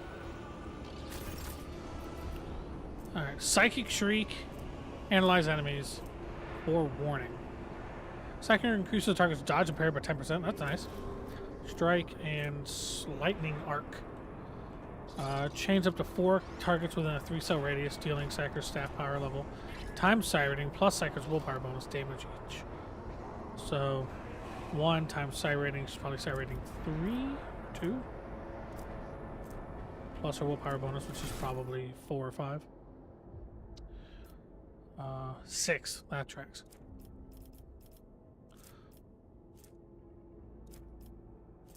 Huh. Interesting. I guess because she's a psyker. It doesn't necessarily make her a bad person.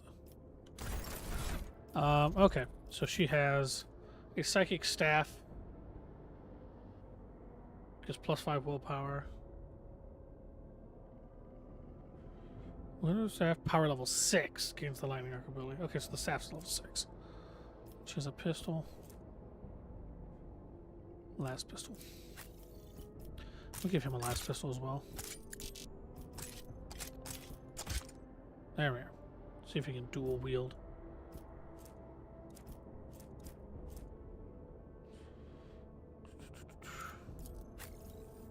What, am I shooting a sniper?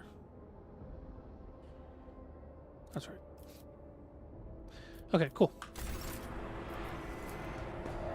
A piece of pipe left a noticeable dent on the floor. The stars are my canvas, and anarchy is my brush.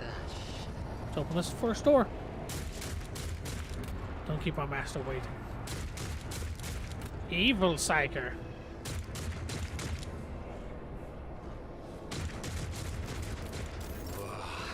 There will be no peace in my wake.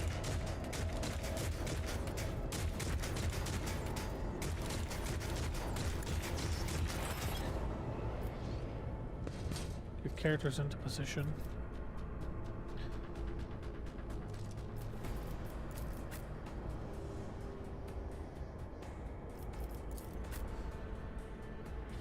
Abelard. I should have just taken the shot. What are you gonna do? Bang! Bitch! Get fucking wrecked.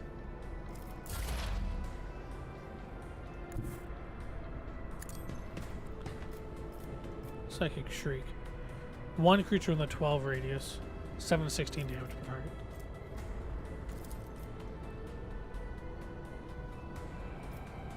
Fuck it. Lightning! What an unfortunate turn-up. That's so cool. She's so awesome. Stop it! Cut it out! What the hell? So rude.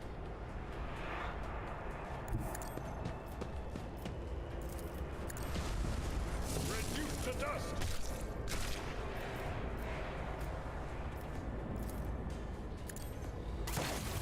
Nice. Yeah, giving him was a pistol was a good choice. All right. Vespiadus. The creature on the chair appears as if it has become one with the throne.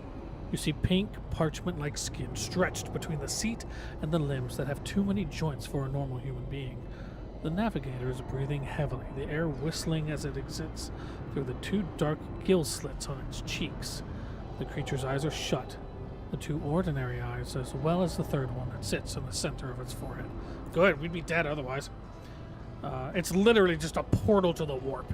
The third eye on a navigator will just disintegrate you.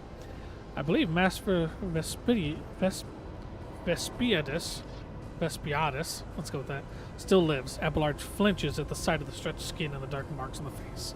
of the creature. The servants are dead, but the chamber, thank the Emperor, is still sealed from the warp.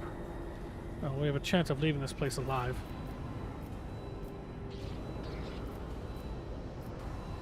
What is wrong with him? Wounded. Exhausted. Fighting back to the endless horrors of the warp that are forcing their way into his head. Big one.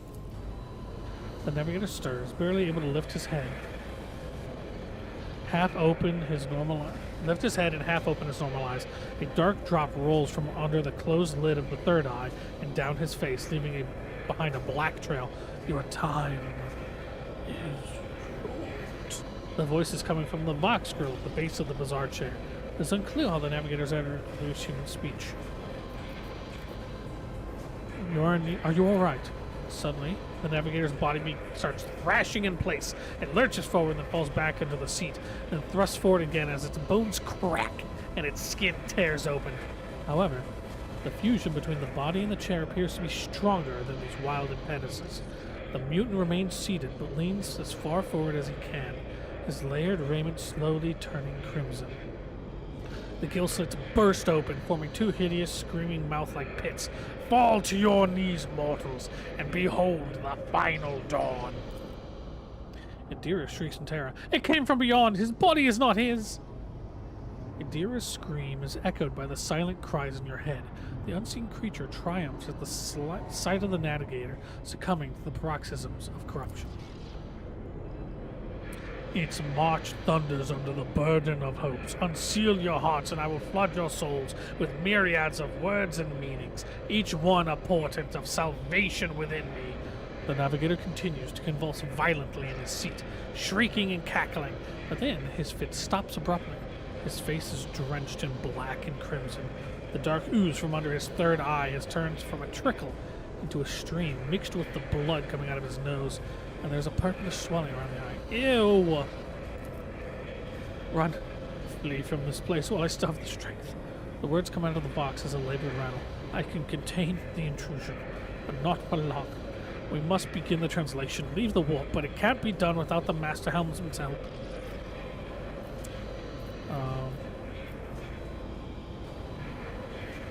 Rather put an end to it. But then we can't translate from the warp. The navigator's still alive, but barely so. What do we do now? The ship can only begin the translation with the assistance of the Master Helmsman. If he is still alive, it is worth a try. We must go to the bridge, but we will need support. Our only option is to fight our way to the officer's deck and join forces with Edelthrad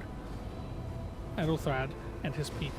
I believe we will find a way to lay Theodora there. She must have heard the call to arms and the service call relayed to us earlier. Espiatus, good luck. And thank you. The navigator does not give her a response. Black tears mixed with blood are streaming from under the closed eyelids, and the box at the base of the chair is bellowing out static interspersed with distant echoes of otherworldly laughter.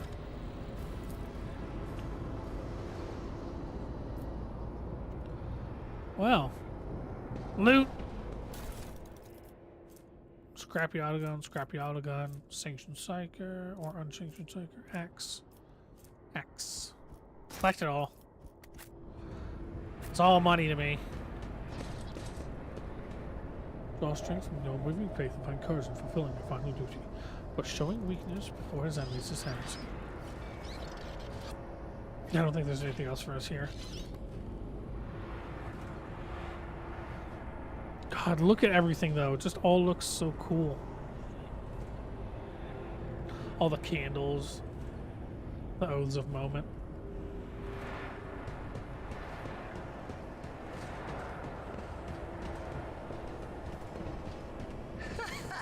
They will see. Oh, yes, indeed. They all will see. Locked door?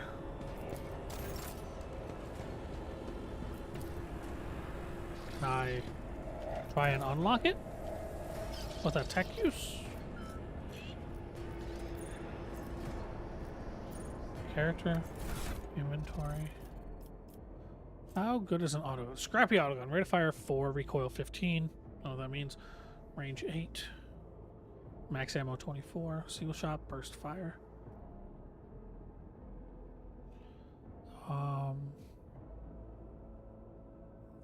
Doesn't do as much damage, but it does more damage per shot. So that's a soldier's weapon then. Which is better. An axe does less initial damage, but has better armor penetration. And has an extra sweep. And inflicts bleeding. Weapon skill when hit. Or for swords for the provide more flexibility in the battlefield against close combat enemies. An axe is just for straight up just bludgeoning.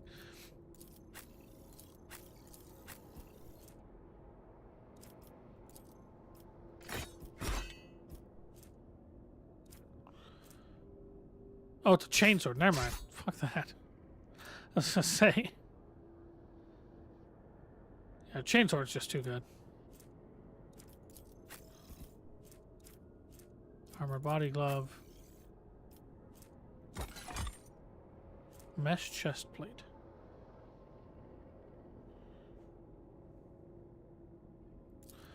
Okay, we'll just let him keep his chest plate. Alright. Okay, so I guess I can't unlock that door.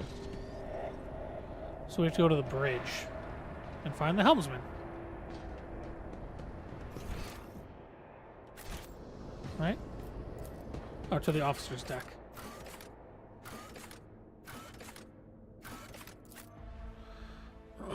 Okay. Ugh.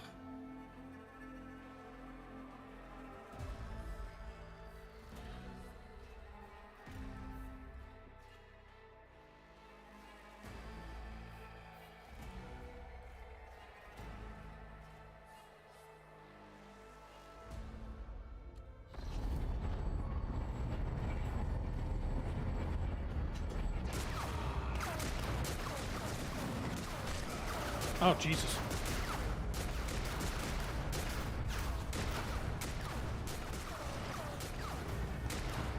Ship's as good as ours. It's all over for you. Oh, fuck. I shall pity not your Yes. enemies.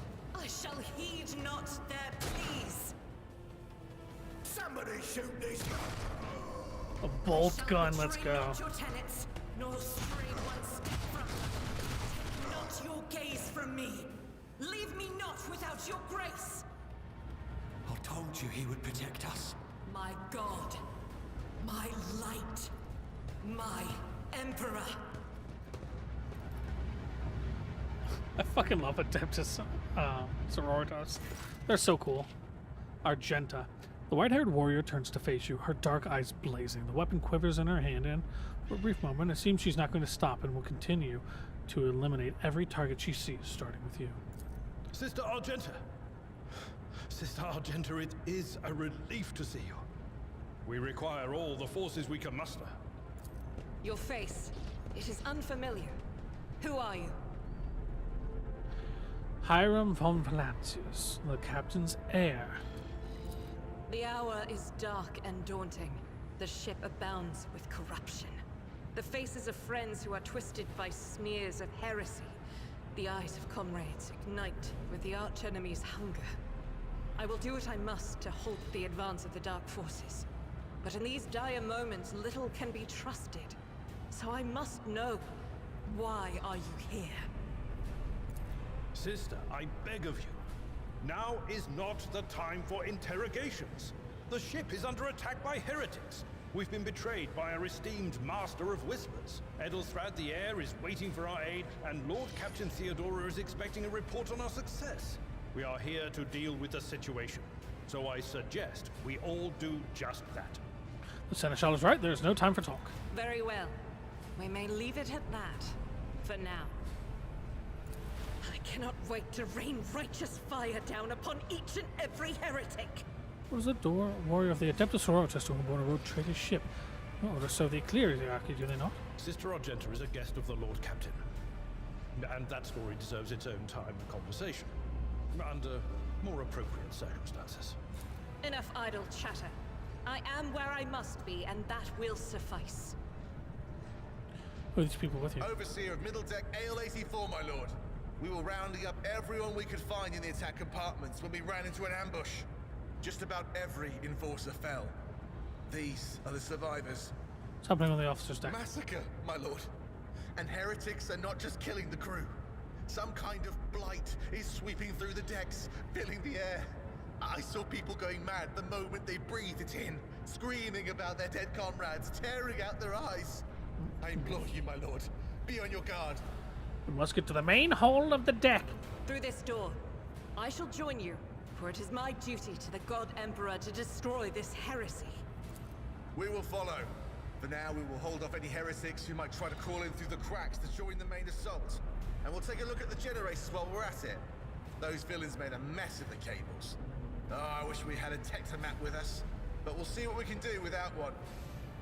Good to hear it. Sister? Ready. May Terra's light illuminate our path through fire and darkness. I like her. Goods. Auxiliary plasma banks. Talks dispenser manual. Well-maintained sniper rifle. Good shit.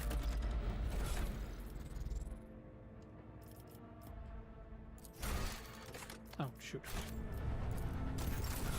A well-maintained sniper rifle has 1 more point of damage. Bully for me. Ow, my butt. Ah, my tailbone's starting to hurt.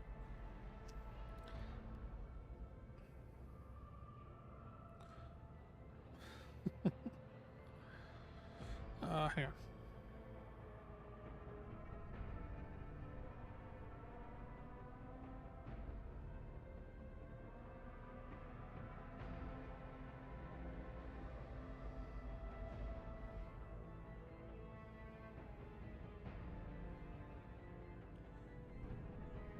Oh, excuse me.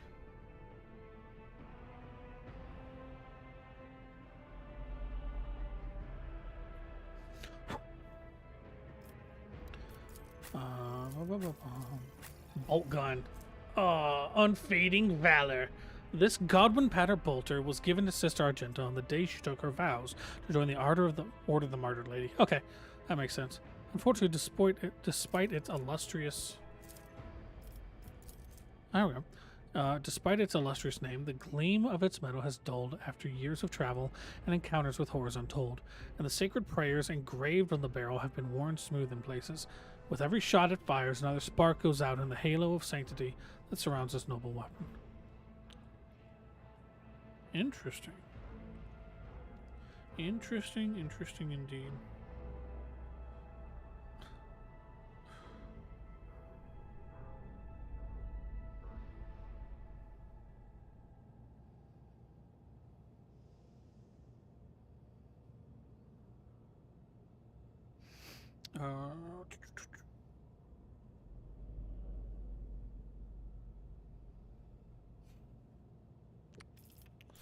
I really need to get rid of that fucking old injury. Okay, so looks like just a well-maintained sniper rifle. Alright, let's move on. Open the door.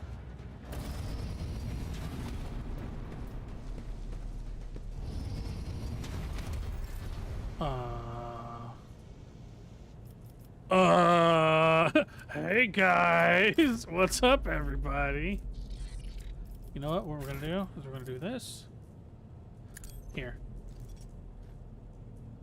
Pow! Immediately. Take him down, boys. Alright, into position. Well, Abelard. You get to go here. Sister. You get to go here. I get to go here. And she gets to go over here with us. Be good luck.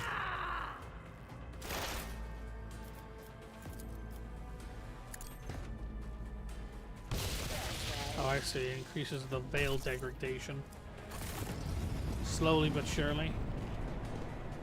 Every time I use any kind of psychic anything. Good to know.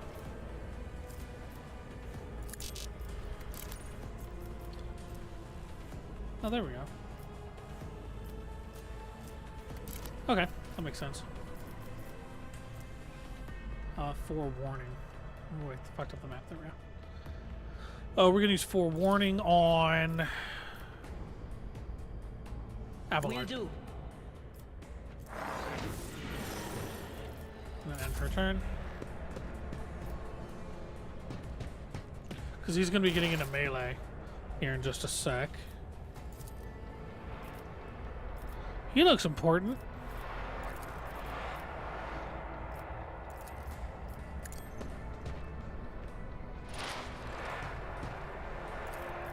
Bang.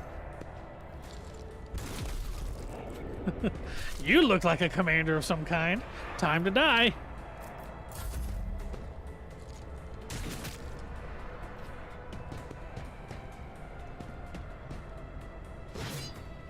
Sick. Furious Recital grants momentum equal to 6. This ability also grants an additional momentum for each enemy that is either in a 5-cell radius around the sister battle or was hit by her this turn. If the sister battle hits a demon or chaos cultist, the additional amount of momentum doubles. What does momentum do? A special combat resource required for using the unique abilities called Heroic Acts and Desperate Measures. These abilities can only be used once per round for the entire party and once per battle for each character. Okay.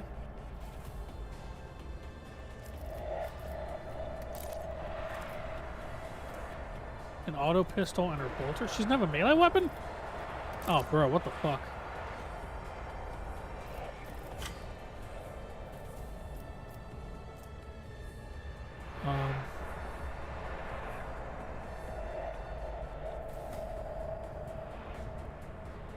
Okay, I see. So she needs Doubt is for the weak. movement speed, for sure. And we're gonna go this way. The enemies of the She Emperor gets will an be attack of undone. opportunity on her. That's fine.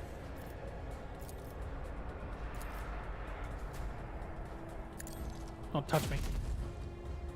He didn't die. Fine. None can escape the Emperor's Dick.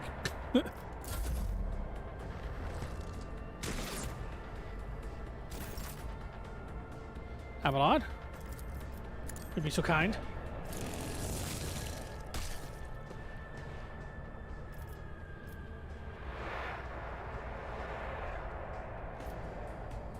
Does Strike really take up? Does he gets like no fucking points to do anything? It's ridiculous.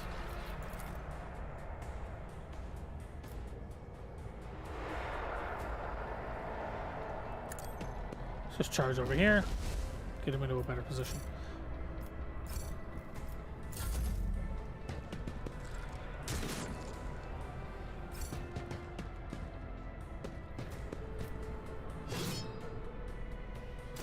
I'm glad that I don't have to make like a parry stance or anything. An exact replica of the Von Valancius void ship sits on the pedestal. Labels indicate the main components. I was reading that. Is there something? I need to increase the time. I'm slow and old.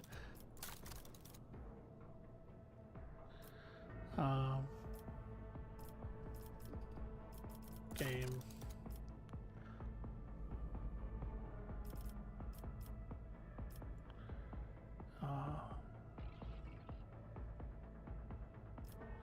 Turn-based mode, auto pause, tutorial, 2-tip delay. No, I don't see anything that'll increase the amount of time something stays displayed. Which is a shame, because all this stuff's really cool and I want to read it. It's all, you know, the lore and the flavor of the game that people put effort into. I want to be able to read it. Oh, this is just difficulty modifiers. Whatever. Idira. Okay, when Psychers reach deeper into the warp to power their abilities, there's always a chance the Imperium bleeding into our reality, a factor that is invariably destructive and damaging. At the beginning of combat, Veil Degradation usually starts at 0. Veil Degradation increases by 1 for each use of a minor psychic power, and by 3 for each use of a major psychic power. It decreases by 1 each round. Does it tell me which one's a major and a minor? Nope. I guess it does not.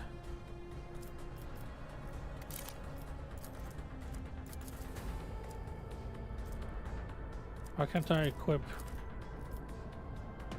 Oh, there's. You hit X to switch weapons. Okay. That is not my destiny. Wow, you suck. Can't hit for shit, lady.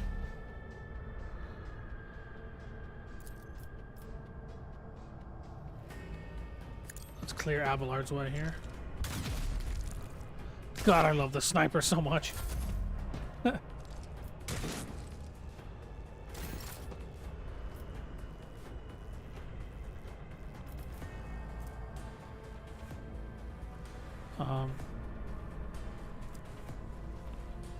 Okay.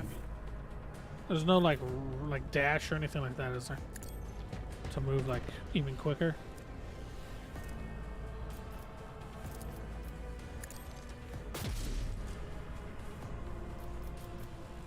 I will not. I still have fucking 3 action points. Okay, so attacks use movement. And abilities use action points. I don't know if I like that. I think I prefer Blessed be the if hand of the healer. attacks use action points.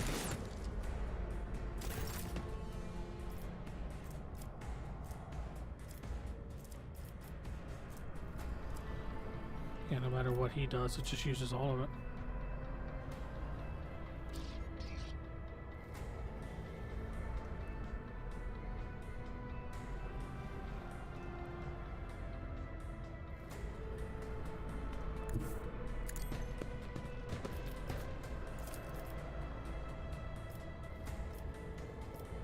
Indeed.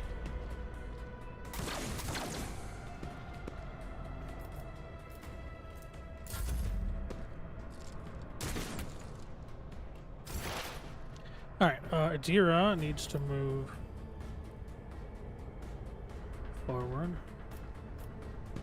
Push back to her staff. And then... Ah! What an unfortunate turn of fate. Cool. I'm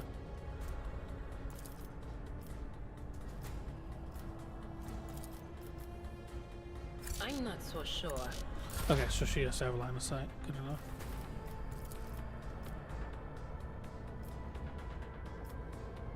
You're not in cover. I won't do that. No line of sight? Fuck you. This thing really that big? Ah, fate claims another one. Nice. Move closer for interaction. That's just some candles.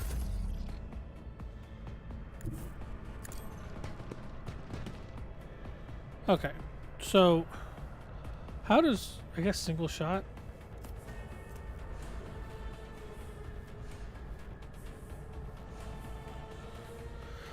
Huh.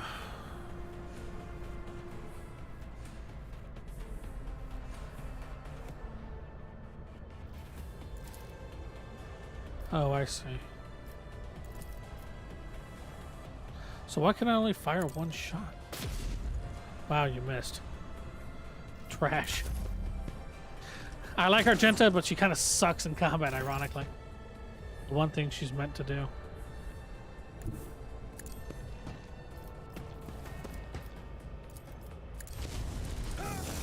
There we go. Slaughtered.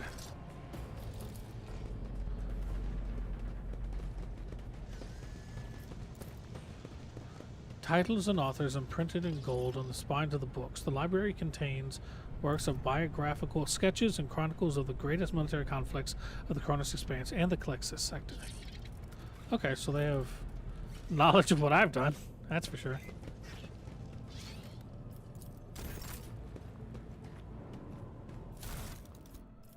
Swords. Take everything.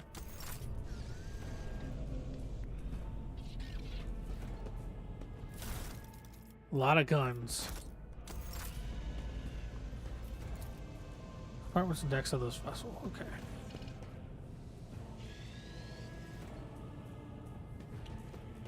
Curiosity sings in my veins. Machine right set. Logic. There, done. Okay, so this is a skill test. Goods. Catechism of Saint Drusus. Plastic crystal cores. Anointed purity seal wax bottles. Servo skull anti-gravitic impellers. Cool. Trophies, huh? Melt a charge. Oh, fuck yeah. Plus 3 bonus to tech use. Patience. So it just follows My me everywhere. nerves afraid.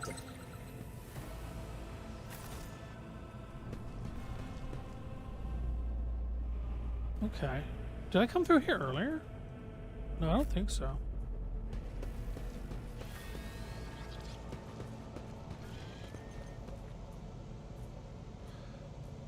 Remember. A lot of dead folks. I wonder what they're like. What do they need with the warrant? That's what I don't understand. Because I mean, like, the warrant is a relic in the capacity of like. The warrant of trade is a relic. It doesn't like have any like magic powers. It's a document. It's just a really fancy document, right? And it doesn't actually do anything like mystical. Its reverence is the fact that it's old. Which I guess that can provide reverence because it's old, and then in a ritualistic manner maybe, but I don't know. Blow up the door.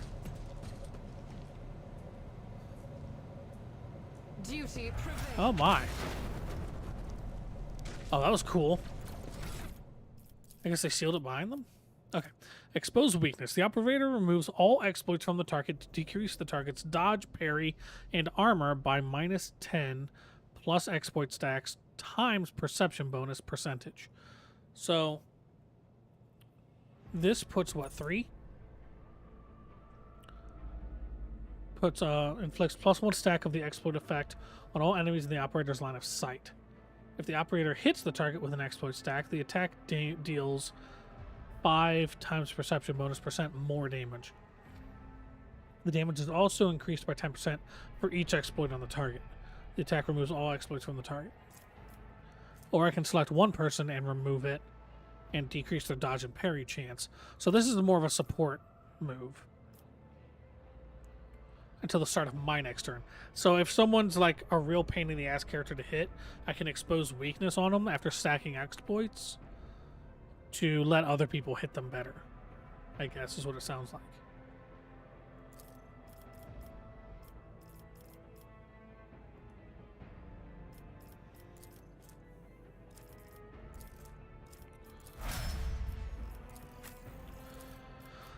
He gets... But didn't he get Endure already?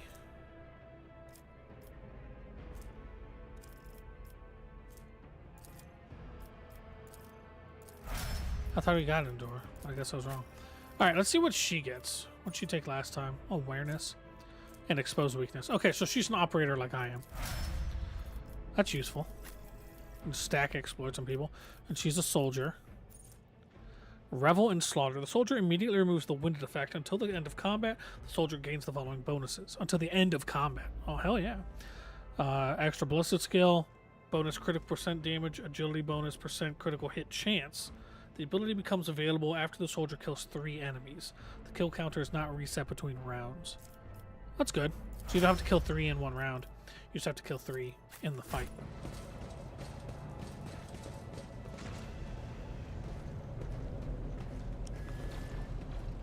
Alright. Let's go check out things over here.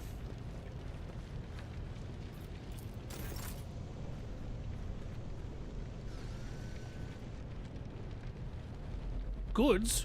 Books, even. Yeah, Catechisms of Saint Drusus. Genius triumphs. In this tapestry of a world, I am the rogue thread. Deck officer's helmet gives 5% armor. Is that what it said?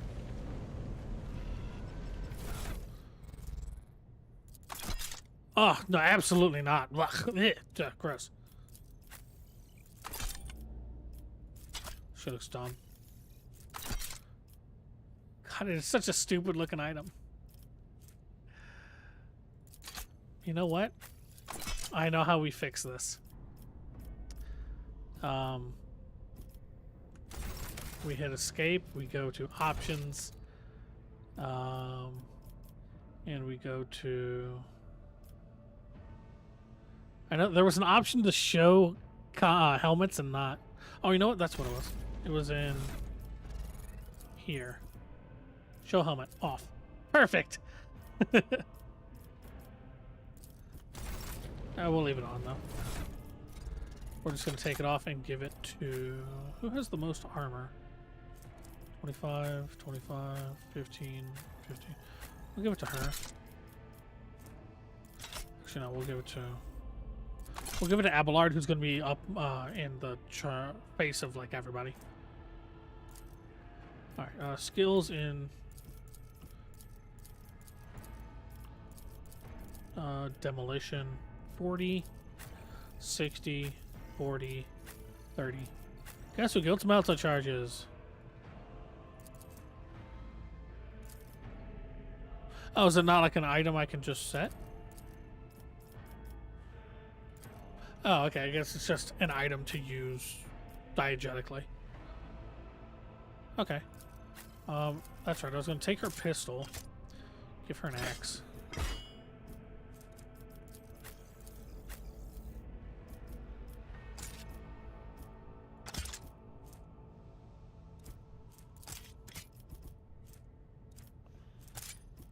No reason not to have two weapons, right? Doesn't actually affect how well you use. Gives you more options. Oh, my throat. Oh, my voice. Sorry about that. Dropped out there for a sec. Oh my gosh. So my voice just kind of died there. That was weird.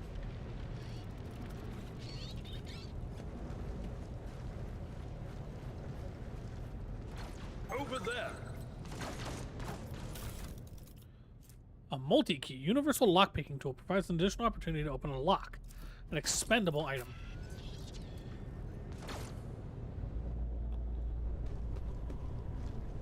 I didn't collect goods.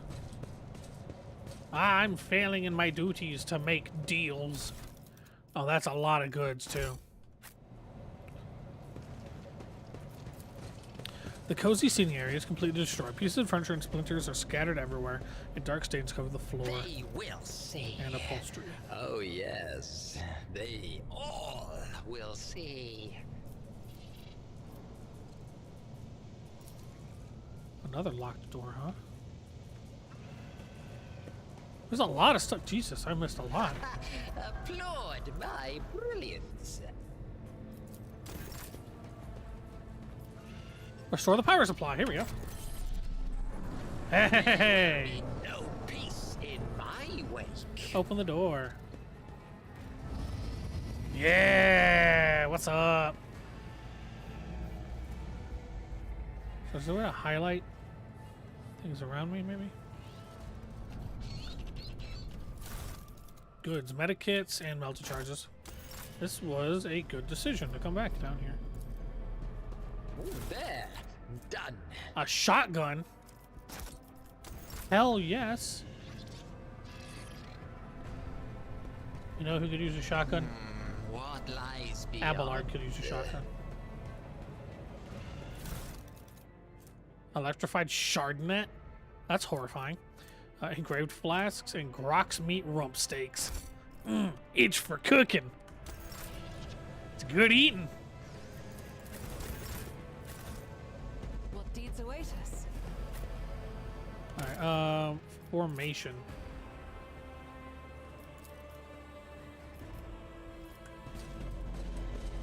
There we go. Patience. My nerves are frayed. The benches and even the cogitator, torn from its proper place, are stacked in a rough semblance of a barricade. Jesus. I'm glad I went back there, dude. I would have missed so many items. Jesus.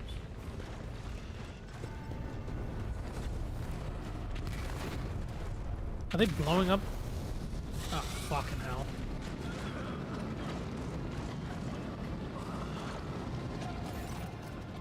That was hardcore shit. The roar of the flames ring in your ears, and the choking smoke makes you cough and gasp for air. You instinctively recoil from the scorching heat wiping your face. A moment later, a hazy silhouette forms in the raging wall of fire.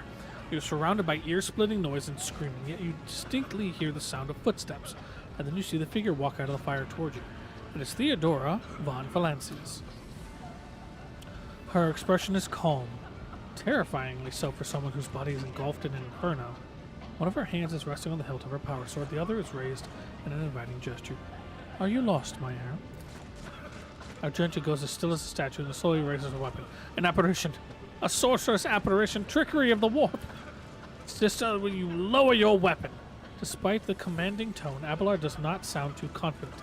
He's staring at the rogue trader, and you notice a muscle in his cheek twitching. Threatening the Lord Captain is outrageous. This is impossible. How did you get here? I'm a rogue trader, Hiram. I am wherever my will demands me to be. Would you prefer to be elsewhere at this time? Indubitably. But are you ready? Theodora watches you without blinking. Her snake-like gaze almost makes you forget about the fire searing you, leaving burns on your skin. I can lead you out of these flames, Hiram. Show you a path, rid you of a pain, and give you a weapon so that you may defeat your enemies. Decide. Your mouth begins to salivate. Each word Theodora speaks is like music to your ears. The entity that now dwells in the deepest recesses of your mind is pleading, begging, demanding that you give her an immediate answer. And that answer can be nothing other than acceptance. Do not listen to this abomination. If there is naught but his light in your heart, if you are resolute in your faith and step into the flames the Emperor protects, his faithful will not be deterred by either darkness or deceitful promises, nor will the fire burn those who carry the torch of their faith in his soul. Of his faith in their soul. To the void with you, we need to follow Lady Theodora before we suffocate in this furnace. The people, looks back at the coughing, confused people around you. Hiram, the survivors from the middle decks. You must help the crew, lead them out, find a way around. Over the roaring flames, you hear distant sounds, frightened voices, screams, muffled and distorted, as if there were a body of water between you and them. Then you miss all chance to meet up with Edel. Adira breaks off and starts coughing violently. Her knees buckle and she looks like she's about to fall. Hi, what are you waiting for? The Emperor will guide the righteous on their path. Take my pain away and give me power. I will not leave my people in harm's way. So, what kind of a character is Hiram?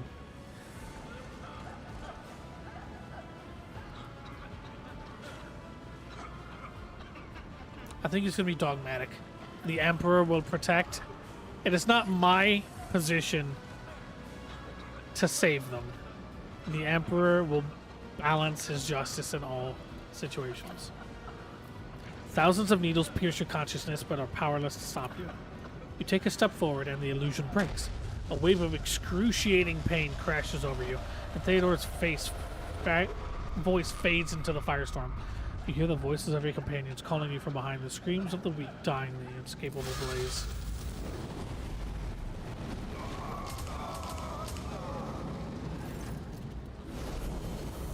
The blinding inferno, the harrowing pyre, and the all-consuming storm releases you. As you step out, barely able to stay on your feet, the blood is pounding in your ears, drowning out the world around you. Your eyes, caked in soot and burnt eyelashes, refuse to open. Free from the flames, you take 2 more steps before collapsing to your knees. The rush of blood in your temples and the horrible pain all over your scorched body cloud your mind, before suddenly retreating, as if driven away by some mighty will. A new strength spreads through your veins, and despite the wounds, your body is once more ready for trials and struggle. You open your eyes and see a glow with warm light before you. The Aquila, the sacred symbol of the Imperium. That's this 2-headed bird. In the next moment, you are struck with another realization. The repulsive presence, the one that plagued your mind since Voidverb wounded you, is gone. The fire seems to have burned the entity away without a trace. Master, can you hear me? Oh, you're alive. Which is more than I was expecting after what you just did. Praise the Emperor. We passed through the flames. How can this be anything but a portent? For so it is said that the Emperor will bless the worthiest and most steadfast in their faith. Behind Argenta, you see Idra Tlas doubled over in a fit of nausea. The rest of the people who are following you have withered away in the fire that continues to rage. You're 2 steps away from you. The Emperor protects Seneschal. Indeed he does. Huh. If I hadn't seen it myself, I never would have believed. What happened to Lady Theodora? Did she follow us? There was no Theodora, witch. There was an illusion, a temptation, a foul taint that tried to lead us astray. But he perceived its true nature. Goddamn right. I got eyeballs blessed by the Is God that Emperor right, himself. Adepta Sanctimonious? What? We'll just pretend like we didn't see the Lord Captain standing there in the fire? Abelard, you tell her. Whatever it was, it matters no longer. Your conduct is bordering on madness, or holiness. A path opened behind you, where one moment there was fire, the next only smoldering embers remain. But what am I saying? My eyes must have deceived me. Too much smoke for my lungs. Truly, would you have received wounds like these if there had been no fire? The wounds are merely a sign of a trial laudably passed. It is something to be proud of, the same as decorations or badges of honor.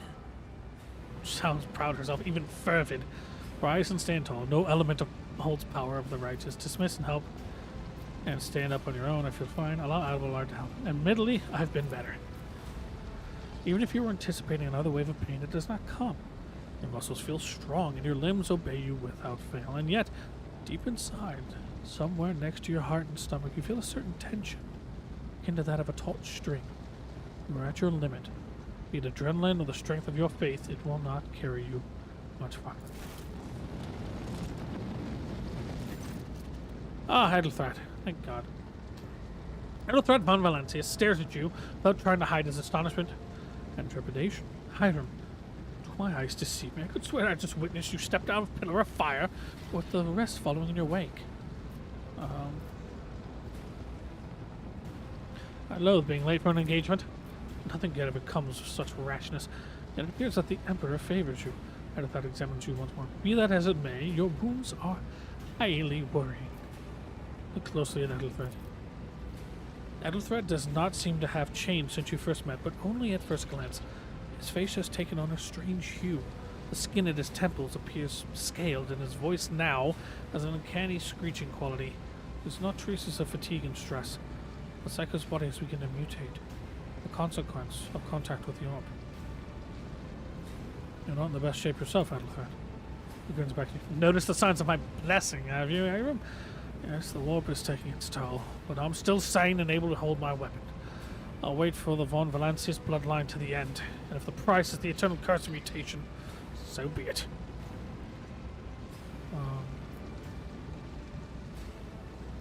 I can fight, at least for the time being.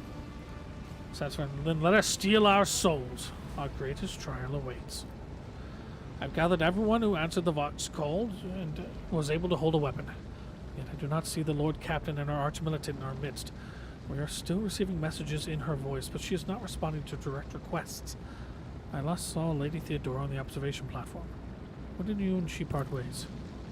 Was at the elevator, Master Heidelthrat. The Lord Captain, accompanied by the Archmilitant, headed to her chambers to retrieve an item of particular import. After that, all we heard were her Vox broadcasts. This is troubling, and the time is inopportune. I'm still receiving fragmentary reports from the bridge. Conrad Voltver was spotted there, and even what scant intelligence on his activities I have reminds me of descriptions of sorcerous rituals. If that traitor has resorted to witchcraft, we must stop him at once.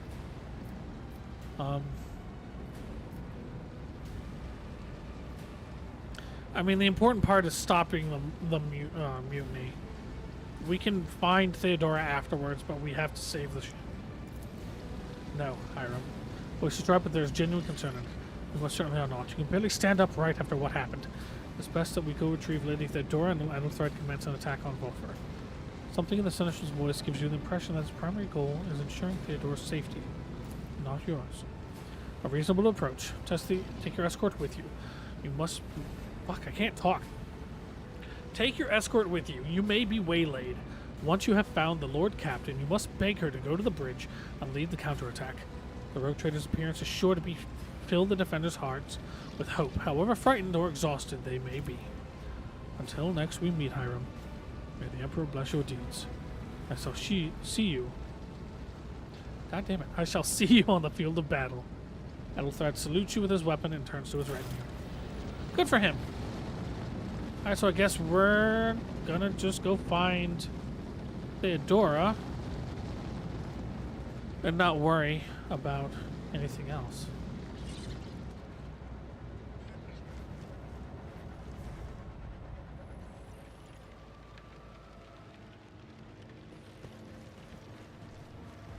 Curiosity sings in my veins. Okay, so let's go here. This should be the elevator, right? Oh, it is not. What is that? What is that? It's Blurple.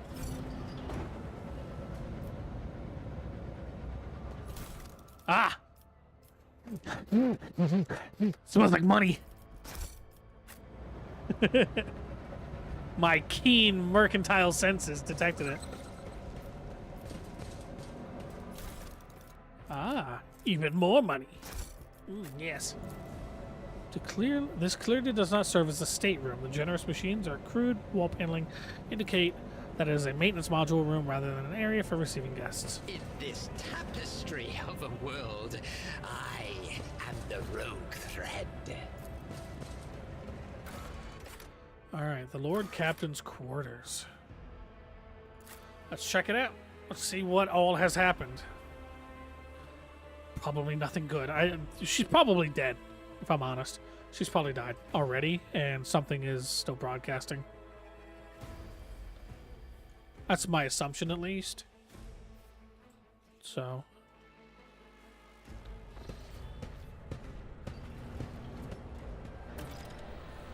Rite of Blood. Oh, wow. Oh, it's all warpy in here. I have a different perspective.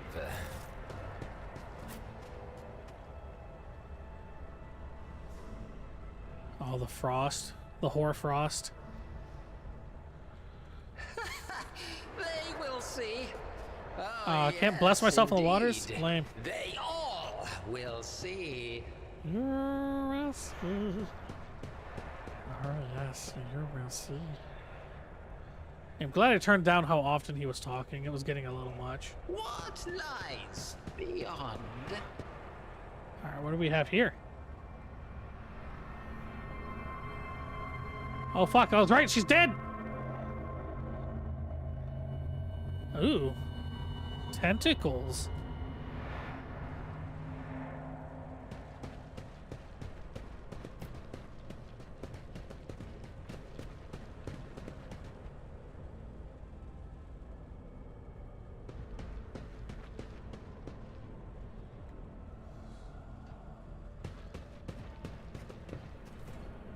That's a really cool portrait, I'm not gonna lie. That's a great picture. People who put that much effort into art are just incredible. You see, this galaxy, it is my playground. I would be remiss if I were to not get a bonus to commerce and Lore Imperium.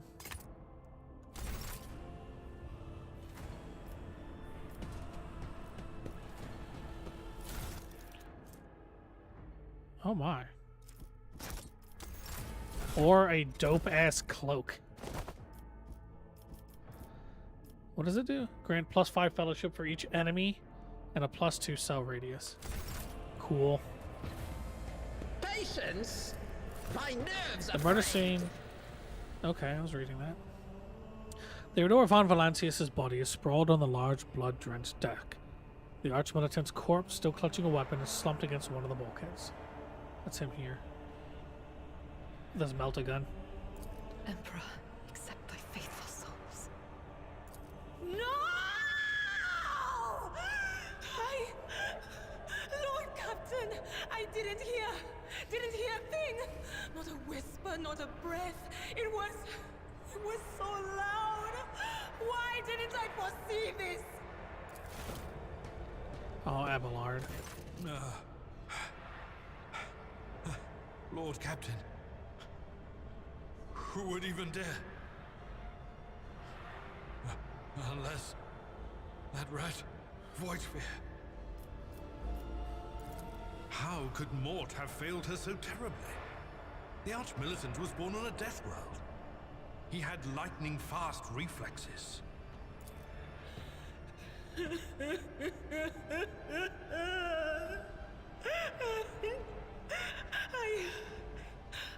I can look at things in my own way. If you find something that might bear the imprint of the killer, just give it to me, and I'll try to see what secrets it holds. Sure. Let's look at her body first. It's right here. You lean closer to the body. The cause of death is apparent. What ended the rogue trader's life was an auto pistol shot. What an extraordinarily accurate one at that. Theodora's face bears an expression of surprise. The last emotion she experienced in her life. It may have been more than... Something on the floor catches your eye. A heap of blood-splattered parchments and scrolls that must have fallen off her desk. As you lean down for a closer look, you notice something else. Small shards of glass scattered on the floor.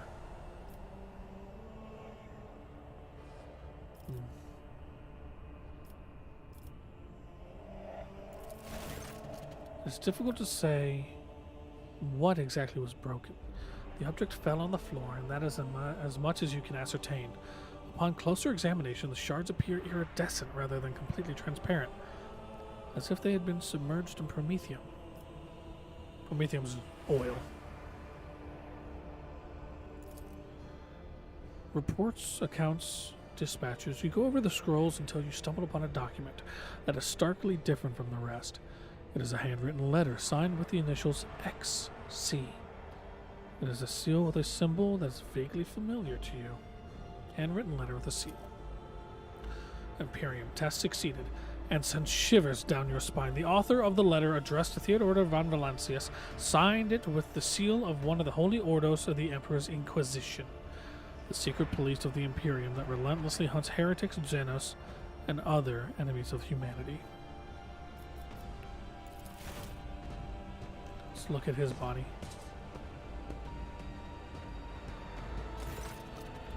An auto pistol shot went straight through Mort's forehead, spraying the floor and the furniture around with blood, brain matter, and shards of his skull. The safety of the Arch-Militant's weapon is off. The killer must have been a split second quicker than he.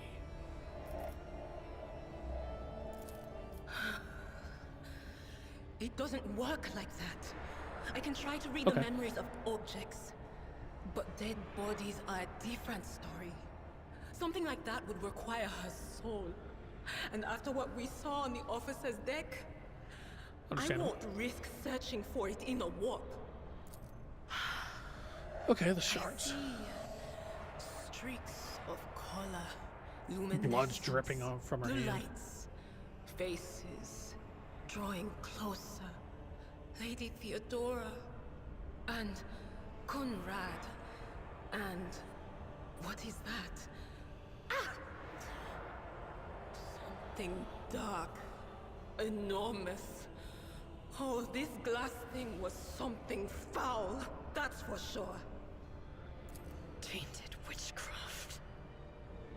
Can I tell if her remark is directed at the glass shards or Deer herself?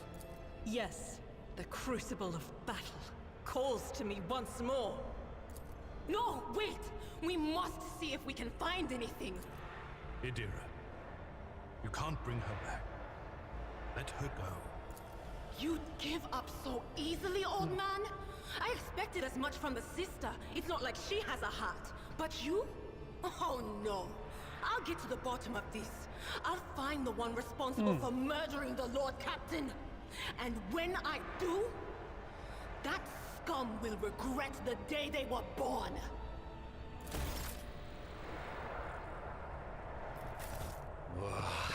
There will be no peace in my wake.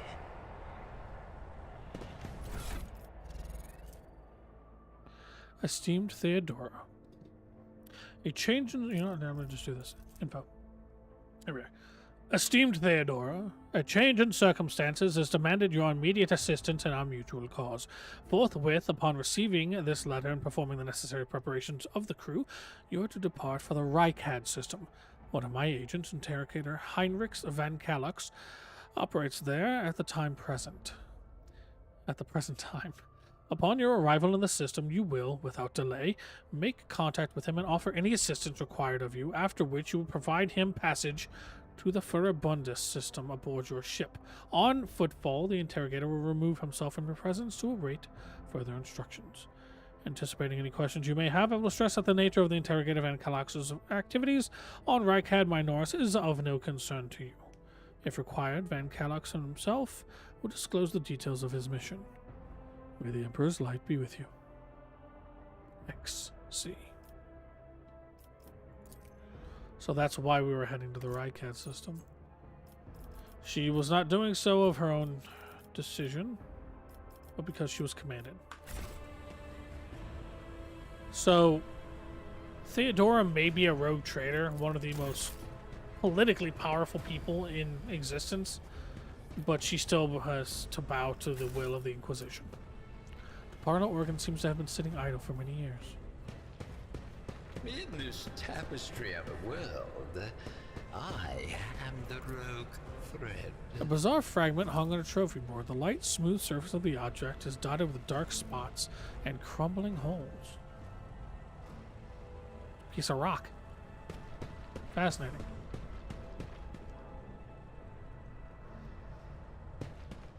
Ugh. Oh, what that is. Alright, let's see if it unlocked any examinations. One step at a time, amidst the madness.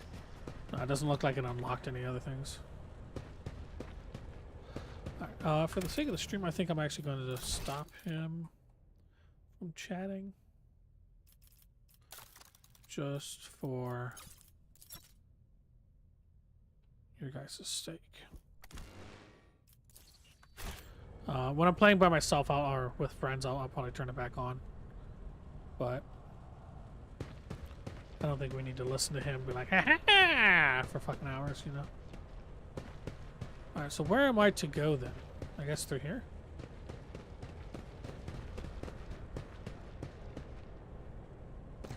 Oh, here we are.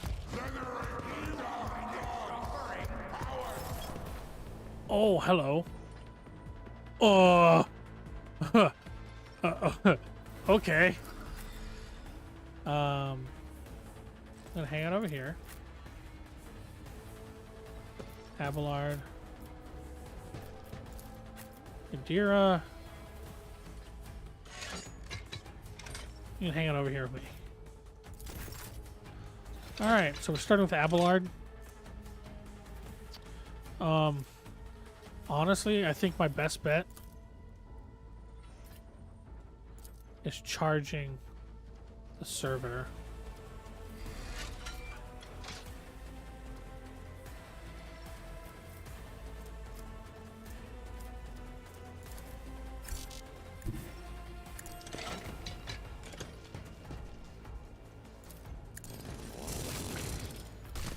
Dead.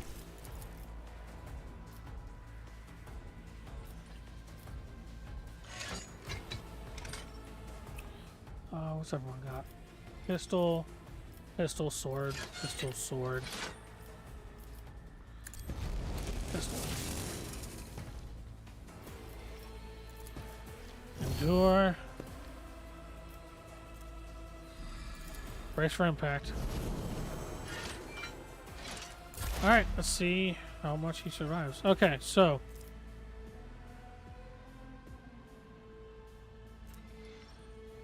Effects and conditions. Exploit. Permanent. Let's stack that exploit.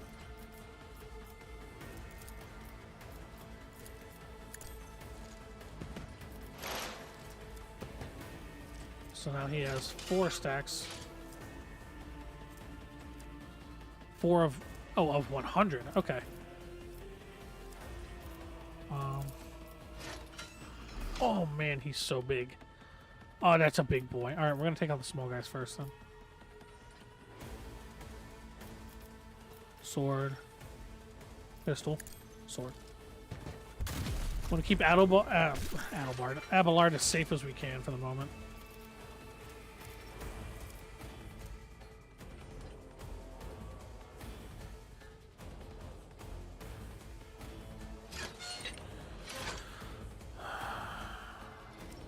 Okay.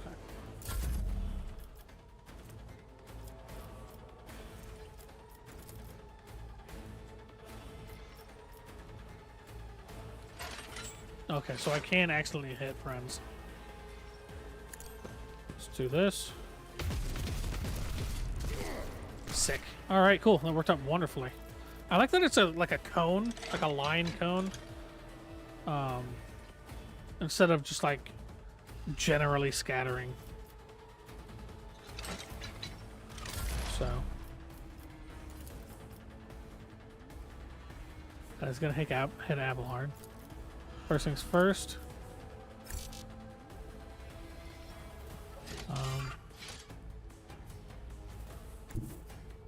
First things first, she's gonna move. Exploit weakness. So now he has what? 7? 6 stacks. Okay. Forewarn. Lightning. You're good, Abelard. You're alright. And turn. Attack of opportunity. Oh, it has a fucking melta? Oh my god. Okay, that's a different conversation.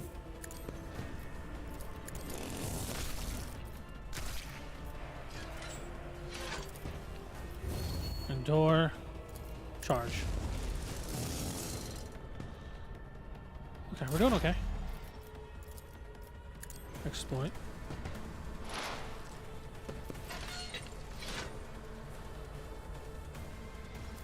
Okay.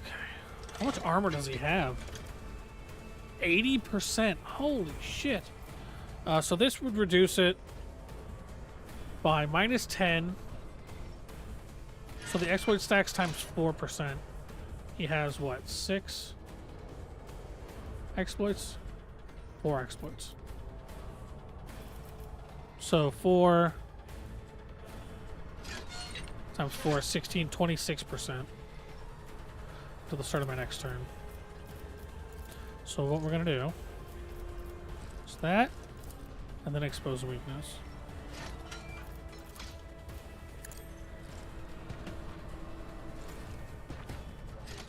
Okay. He gets minus 14% penalty to damage for 1 round too, and we're gonna cap him.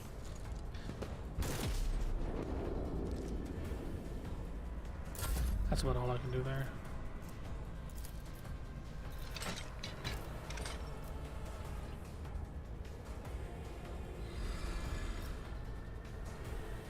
Alright, here we go. Hope to hit him multiple times, but not bad.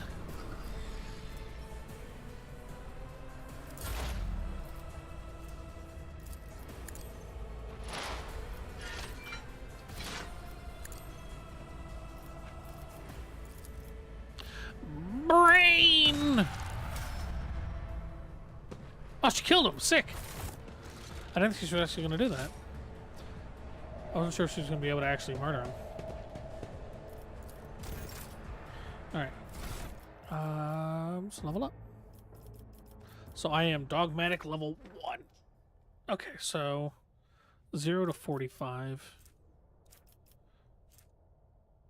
Okay, so it has to go up like a lot. When one of the conviction branches reaches rank 3, it becomes the character's main focus. When that happens, the other 2 conviction branches cannot be raised above the rank 2 adherent. So I actually would benefit from getting rank 2 in everything.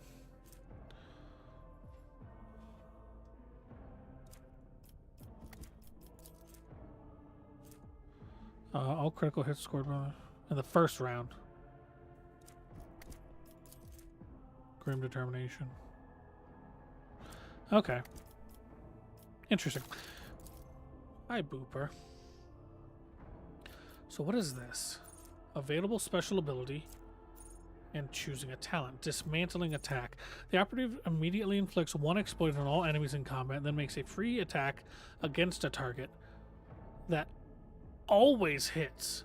Until the end of combat, the target of this attack suffers minus 30% penalty to dodge and minus 30% penalty to armor.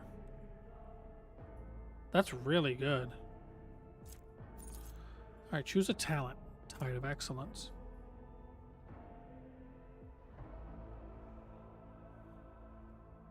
Oh, wow. Weak body, weak soul. Exposed weakness also reduces enemy's toughness and willpower bonus. Fresh target. Whenever the operative attacks an enemy that is at full wounds, the attack deals an additional damage. Instant exposure. Exposed weakness costs 0 AP. That's nice. The operative suffers... Oh, there's a lot. Oh, there's a lot. Oh, there's so many. Okay. Grenadier. Soldier, Steel of the Forge. Well, wearing heavy armor, Forge World characters. Isn't that what I'm from? I'm from a Forge World. Oh, I guess these are just available to me because of my background. Right? So these are recommended.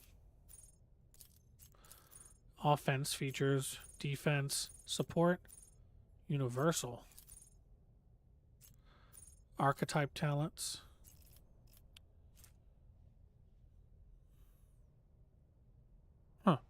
Comprehensive analysis.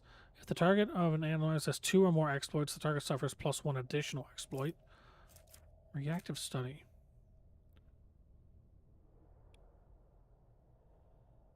Okay. You know what? I think I'm going to go... I think I'm just going to take Sharpshooter.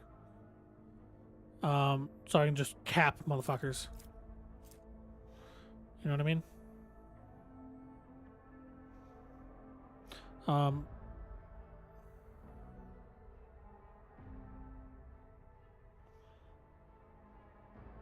What is my perception? 45?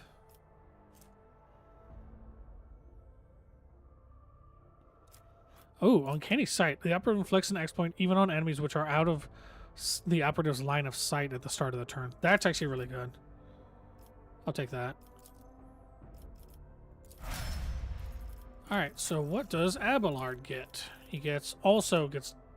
Oh, okay. Daring Breach. The warrior immediately restores all AP and MP and gains an agility bonus movement points until the end of the turn. They don't lose MP after performing attacks. The warrior has no limit on melee weapon attacks this turn. That's crazy good. Epicenter of Slaughter. Whenever the warrior is attacked, they gain +1 stack of Epicenter of Slaughter until the end of combat. At the start of their turn, the warrior gains +1 temporary wound for each stack. These temporary wounds cannot exceed the warrior's toughness bonus, which is 5.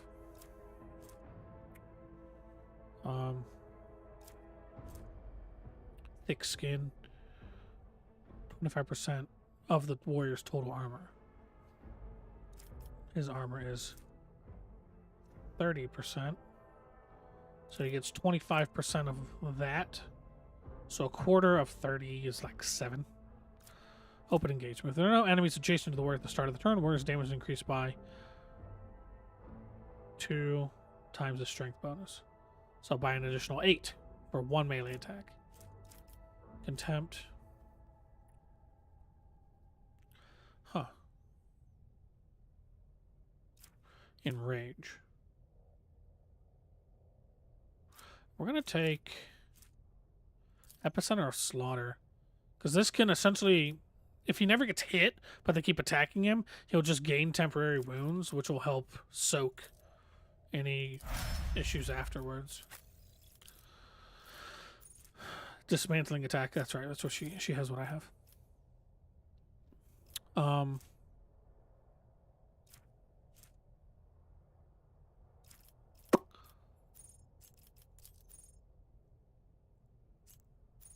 Warp features. Here we go.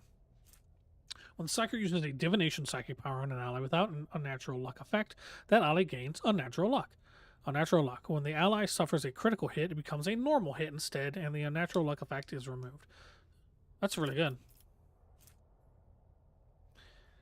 Oh,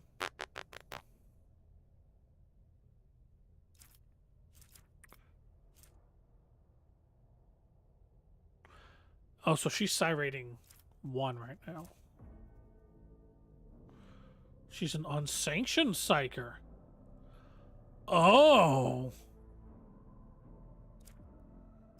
Oh, okay. Visions of Doom. Enemies that become targets of the Psyker's psychic powers gain a stacking -5% penalty to dodge and parry until the end of combat. That's pretty good.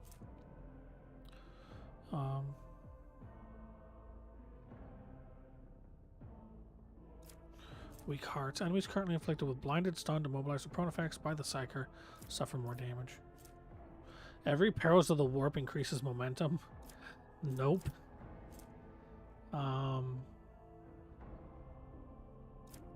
Blade of Light. Force weapon attacks deal more damage and have more armor pen. Psychic Barrage. Whenever the Psyker uses a damaging psychic power on the target that are 6 cells or further from the Psyker, the target suffers an additional ballistic skill bonus damage. That's not a bad idea.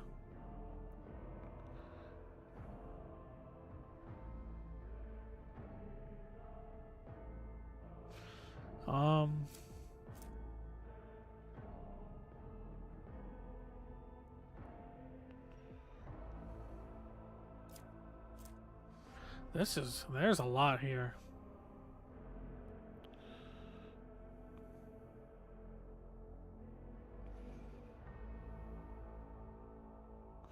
I think we're going to go with Visions of Doom. That's pretty good.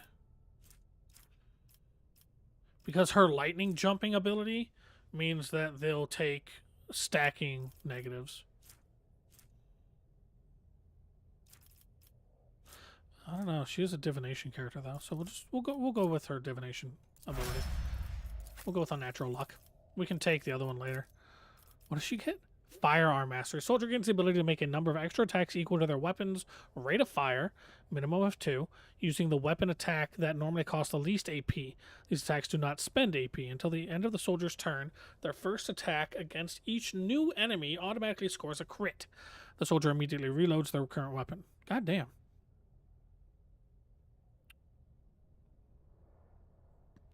Characters gain a special archetype ability that can be used as a heroic act or a desperate measure. A heroic act can only be used if the party's momentum is 175 or higher. The first use of the heroic act in combat costs 75 momentum, with each subsequent use increasing the cost by 25. Each character can only either use a heroic act or desperate measure once per combat. Alright. A desperate measure may only resort to using a desperate measure if their momentum score is lower than 25. If a character's wounds are lower than 50%. It can be used at 75 momentum. If the character's wounds are lower than 20%, a desperate measure can be used at 100 momentum. Okay, that makes sense.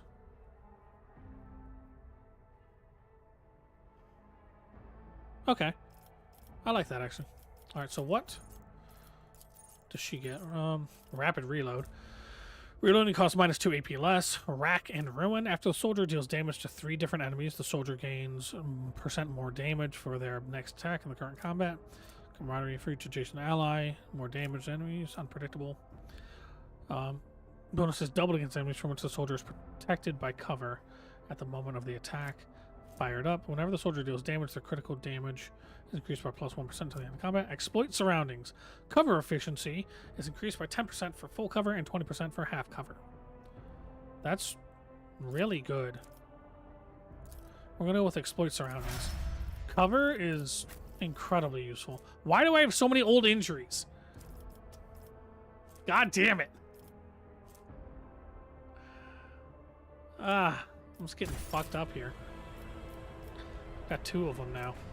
An injury with the only time it can be healed with a medikit, but it requires passing a med. Oh, you know what? That's right. Because I had one from the bite, from the robot biting my hand, and then another one from, you know, walking through fucking fire. That makes more sense. That's why I have so many old injuries. Alright, understandable. Let's loot. Grace of the Oblivious. The warrior gains +5 toughness if their intelligence is less than 35. If you're dumb, you better be tough. That's funny as shit. That's really, really funny. I cannot use that because I'm too smart. But everyone else on my squad can. That's hilarious. And we're going to give it to our beefy boy. God, that's really funny. That's objectively funny to me. Alright. Horde ship to the bridge. Here we go. Let's go fight our big bad for the moment. Distant star systems. I didn't want to read that anyway. Fucking kiss my ass. Let's get some goods. Reinforced thermoplast. Low capacity fuel tank. Wow. Lower warp 90. The horrific vision is a product of the warp energies that permeate the bridge.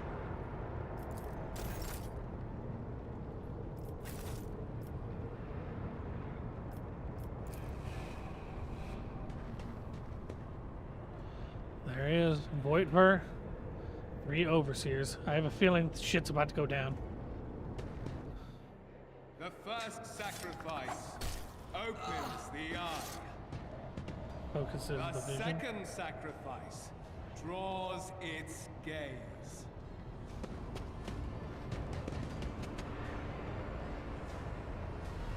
Battle thread.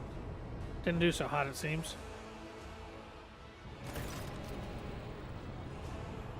Battle thread looks somewhat harrowed, but is still in one piece. He glances at you over your shoulder, clearly alarmed. Hiram, you're here, but where's the Lord Captain? I found her in the Archmilitant in their study. God Emperor preserve us, the rogue traitor is dead. The ship has lost the Lord Captain, the house its head. Adolthard shudders and grabs his shoulder. As you watch, the sleeve of his jacket bursts open and 2 bone growths pierce through the fabric. No matter what ritual Conrad is performing there, the warp is too strong. I cannot withstand it. I feel my body changing with every second. The warp ringing in the air. This is the end. We will perish in the warp along with the warrant and all the dynasty's heirs. The enemy of humanity has triumphed. Eteria looks anxiously at Adelthred, and she glances back at you. I've seen it before. We'd better get away from him. The changes are already accelerating. But you the very thought of yielding. Only by resigning to your fate will you truly suffer defeat. The ship can be steered out of the warp, but we first must restore communication between the bridge and the Navigator's Sanctum. Perhaps the warp does not have to be the end. We have to restore communication between the bridge and the Navigator's Sanctum. He stares at you and his eyes harden with cold resolve once more. And we have no right to bow our heads.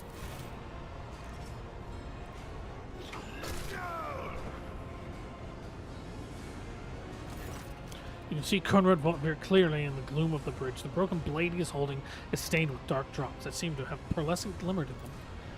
We are out of time. Ethelthred bites his knuckle, desperately thinking.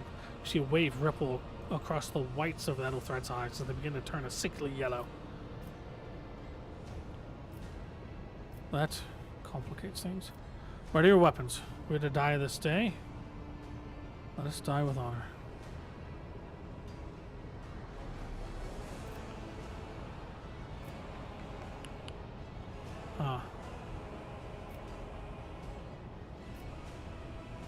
I want to see if I can stop him mid-thing. Just, fuck you, my man. What? The door is dead? Stares at you, seemingly genuine bewilderment. No, cannot be. Not now. I still haven't. And lowers his head. Then he sighs and locks eyes with you.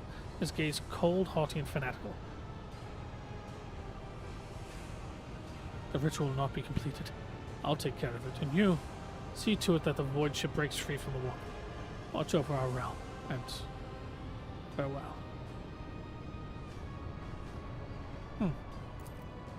Adelthrat, don't! Your ritual won't be finished, heretic!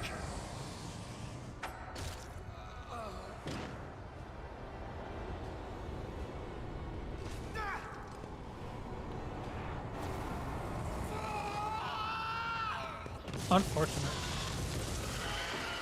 Oh, he's a fucking spawn! Oh, that's real bad. Oh, that's real bad. So he didn't know she died. That is surprising. That surely do be surprising to me. All right.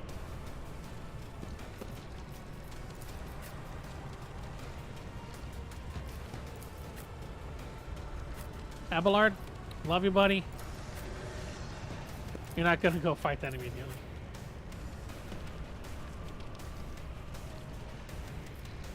All right, here we go. Let's see. Oh, it goes from here up. Got it. Okay. All right. First things first.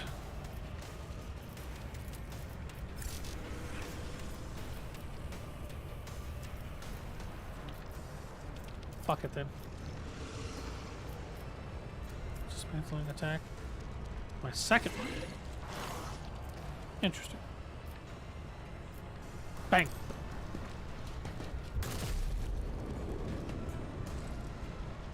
Okay, I didn't expect to not be able to see anything.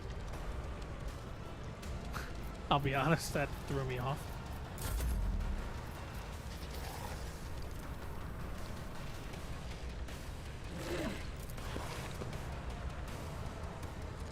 Alright.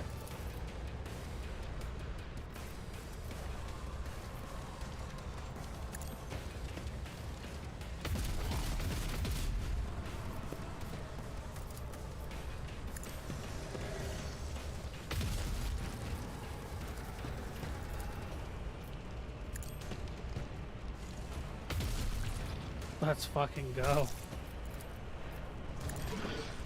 Mowing them down, boys. Hell yes. Revel in slaughter.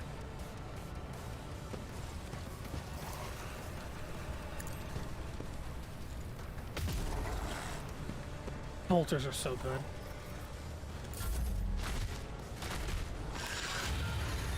Yeah. What did that do? Rending scream. I don't see it.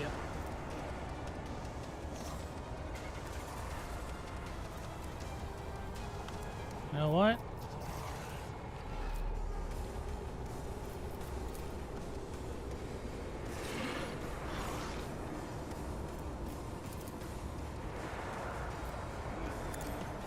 Charge! Oh my god, he ate someone.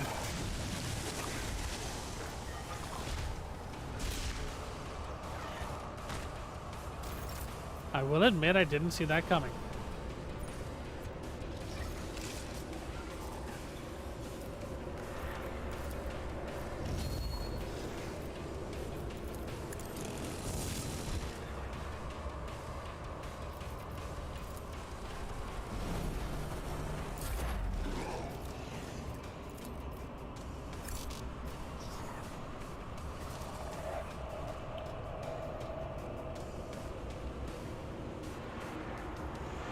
One bridge officer alive.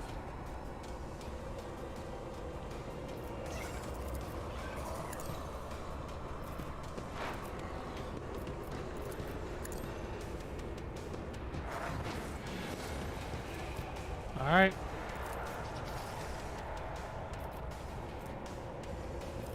Let the shenanigans begin.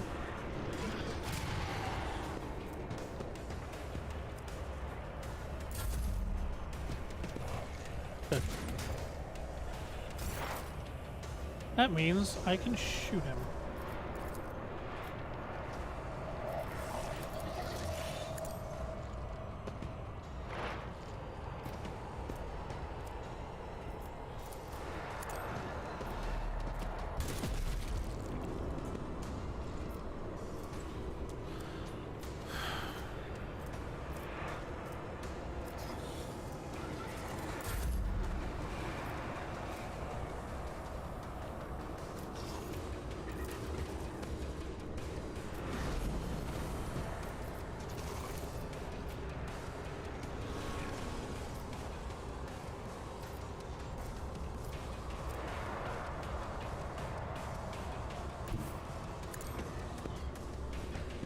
over here.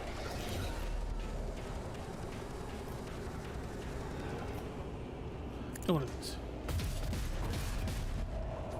That's better. Bullets and shit, bro. Ah! Alright, it's got reach. I was not expecting reach.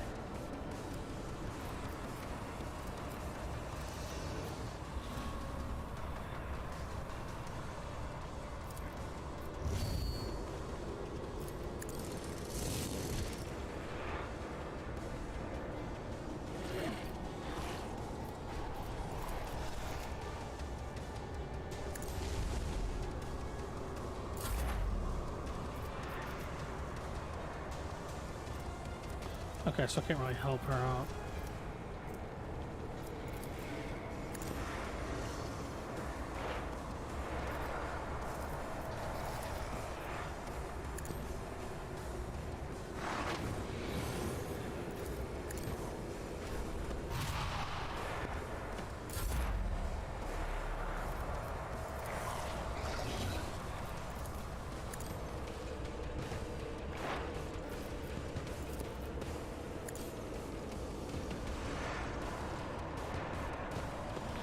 I'm at 1 health? Oh my god, hang on.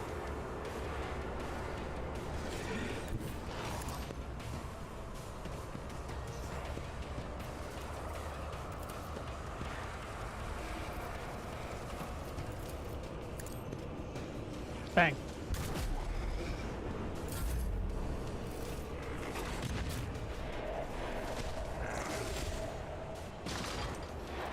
She dead? Crippled leg? Oh great, she's gonna be slow.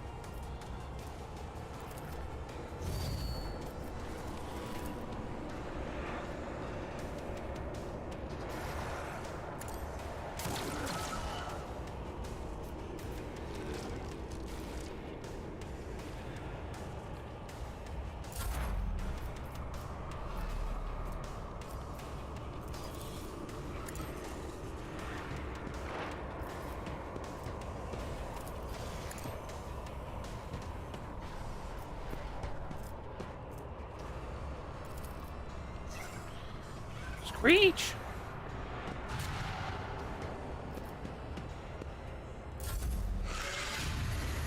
God, this thing's beating the shit out of us. I'm glad I gave Abelard so much stuff. Oh, the 14.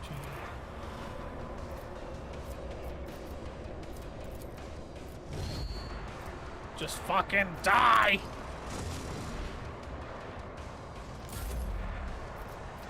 Just die!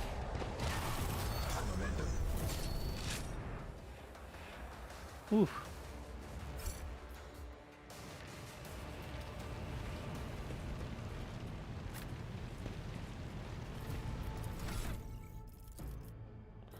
Another level. Man, we are kicking through these levels. Another talent.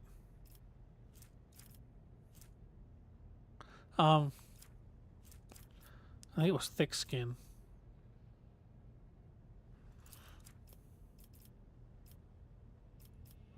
And we're going to increase his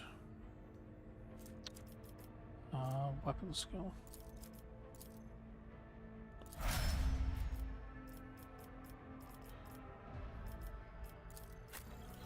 And then we'll give ourselves a common talent. For us, it's going to be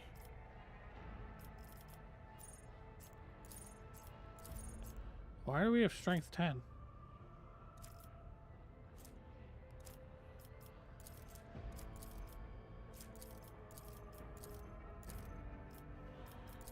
Why are we so weak? Oh, because I have broken ribs and a crippled leg. Holy shit. I am garbage. This is bad. This is real bad. Combat Master. Swift movements.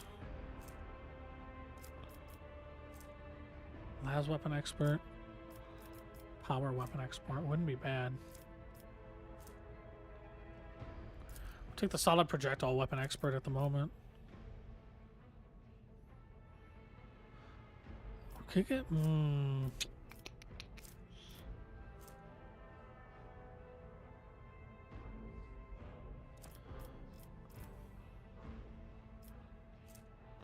Attack the second weapon in the current hand set and additional use one attack. Okay, so that's why it's dual weapon combat then.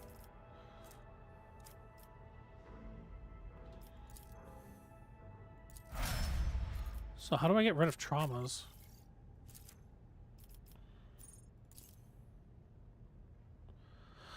I don't think her willpower needs to go up that much more.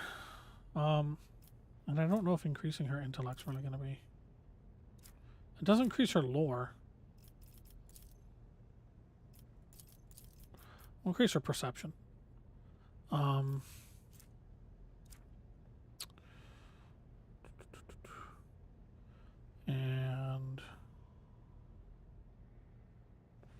we'll go with advanced skill.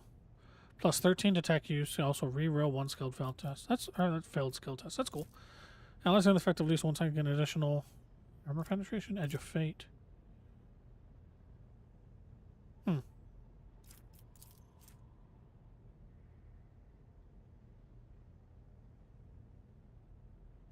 That's cool.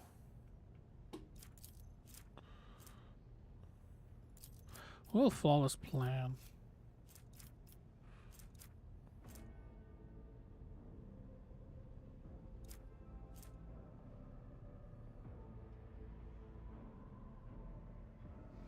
Archetype.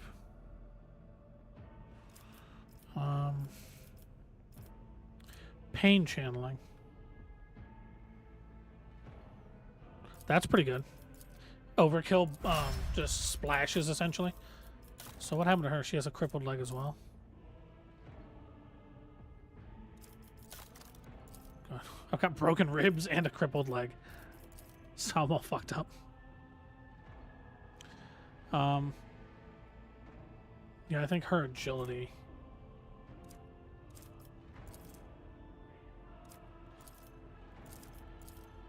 needs to go up.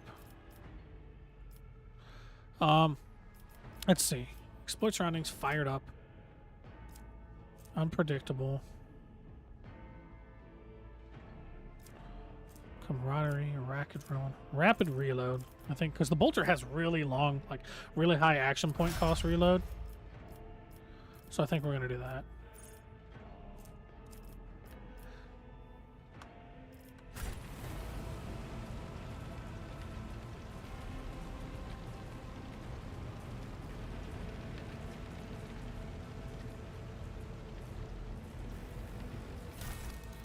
Alright, Blade Shard. A blade made from the mysterious metal that shimmers with unnatural colors. Gloves of Endurance. When the wearer wears these gloves, it gets an injury or falls unconscious in combat, their allies gain +1 bonus to damage. Mantle of Heroism. Requires Iconoclast follower. Each heroic act used in battle increases the wearer's dodge by +20% until the end of combat.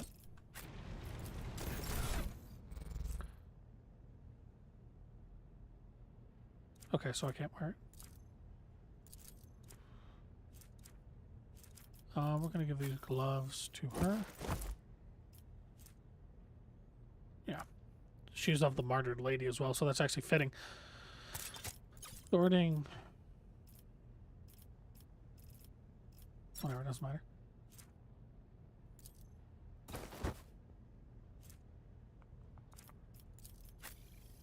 It's the exact same item, I think. Yeah, okay.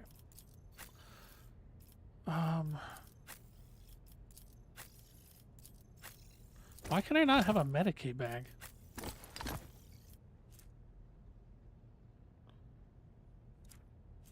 That's just a consumable, right? I don't understand. I don't understand why a Medicaid bag is unequipable by myself. And by Idira. Whatever.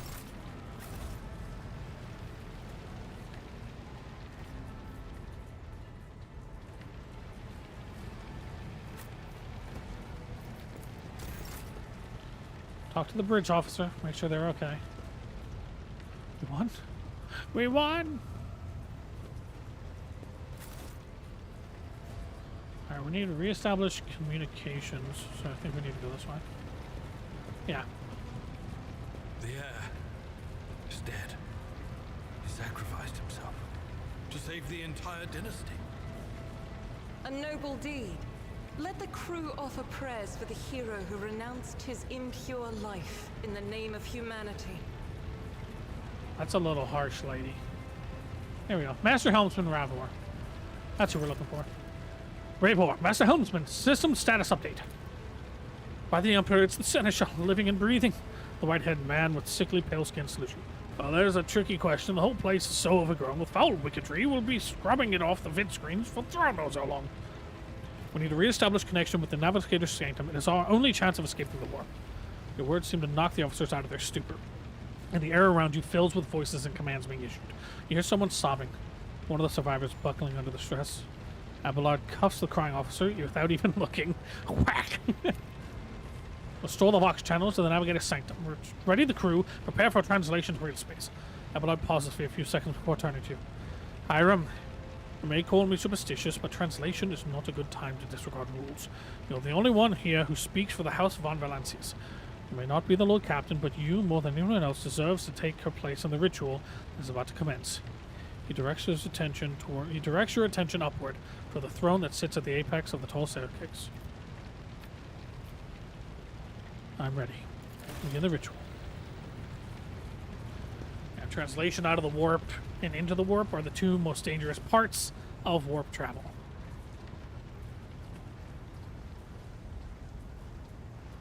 I guess I am now the rogue trader. I am the head of the House of Valancius, so... Oh, my word!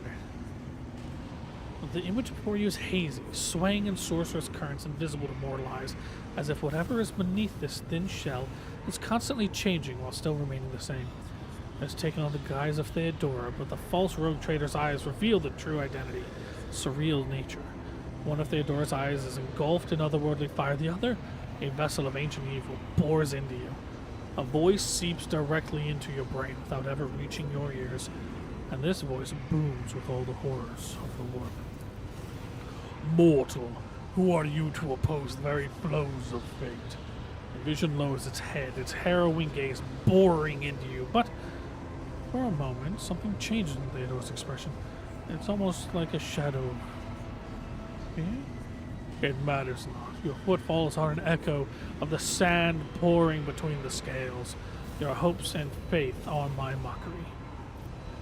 I've already resisted the temptation of the warp once. Whatever you are, you will not cloud my mind with a new illusion. He says almost painfully, as wounded by your words. Resisting the inevitable, it means only that the retaliation, realization, and submission will bring greater torment. There is no power that can hinder the flows of fate. Oh, Conrad Voigtmer. Alright. Your head begins to spin and vicious drops slither down your cheeks. You blink, and you are no longer looking at Theodora. It is the traitor Voigtmer. Just as fluid and as ephemeral as the previous apparition, the same terrifying voice seethes from his lips. The aspirant vowed to return with a trophy, a relic that could serve the edge of daybreak. That fate was assured in the steps chosen, and yet you broke the unbreakable when you took the aspirant's place. I see you on the day when the final dawn rises over the iron world. I see you by my side on that day, the day of my resurrection.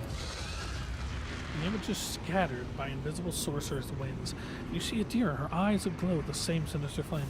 Your image is woven into the tapestry of things to come. I am the will of the weaver of destinies, and today I will weave a new thread of elusive possibilities and fickle chances. The thread that will lead you out of the maw of irreversibility. The thread that will help you find the keys to salvation. The thread that will guide you, and the weapon of our true return to me. A cavalcade of hazy glimpses of a future yet unknown pass before your eyes. A flash of crimson, purple. The images replace one another in a violent kaleidoscope without ever letting you get a proper look at them. Through the rippling mirage, you see a twisted image of Abelard, the loyal seneschal of the dynasty. The path is set, child of the dawn. The thread is woven. Follow it, servant of mine. Ravor turns around and looks up at you. He hesitates for a few moments, then addresses Abelard, who is standing next to you. Seneschal, the navigator sanctum, is silent. The fox signal is stable, which means... the navigator gave his life battling the storm that nearly claimed the Von Valencia ship. We will honor his memory, along with thought of all who have died this day. Ravor does not look away. He is giving you a hard stare, his white brows furrowed. Seneschal, will you tell us now? Who is that? Where is the Lord Captain? As First Officer, it is my duty to inform you with the greatest regret and indelible sorrow that Lord Captain Theodora von Valancius is dead. May her memory never fade from the annals of the dynasty. By right of blood succession, and with the absence of other kin who could challenge this decision,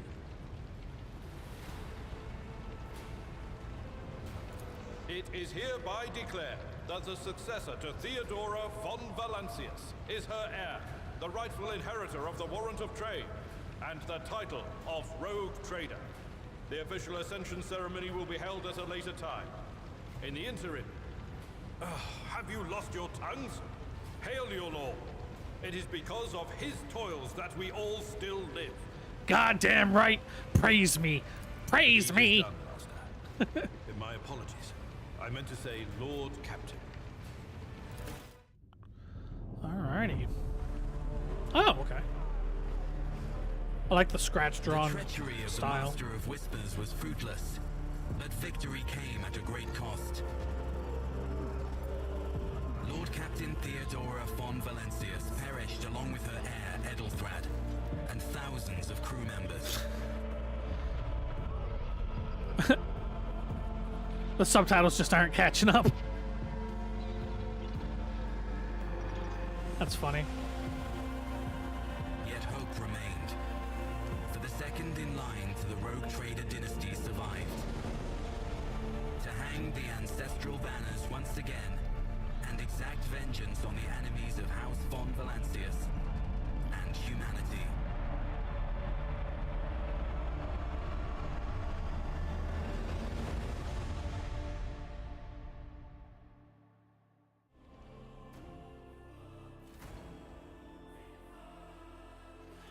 Now that the prologue's over, let's play the game, fellas. Jesus.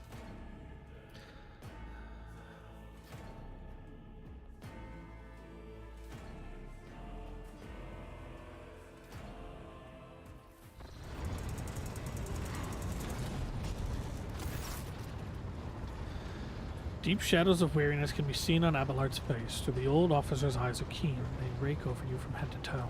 He frowns, mutters something, and then nods to himself. Well then, your lordship. You had us worried for a few hours there. Abelard smiles, offers a thin smile. But after witnessing you fearlessly rush into the fray on deck, the only thing that surprises me is how long you stayed on your feet. Your strength only left you once the fighting was all over. Such fortitude is most admirable in a Lord Captain. Now, you must now hold your first officer's briefing in your new role as Lord Captain. For many of those who are about to join us on the bridge, this will also be their first briefing. We sustained massive losses among the senior and middle-ranking officers. Some posts had to have been filled by the deputy's deputy, while others go unfulfilled entirely. And now the deck clans are deciding who will take over the leaderless crews.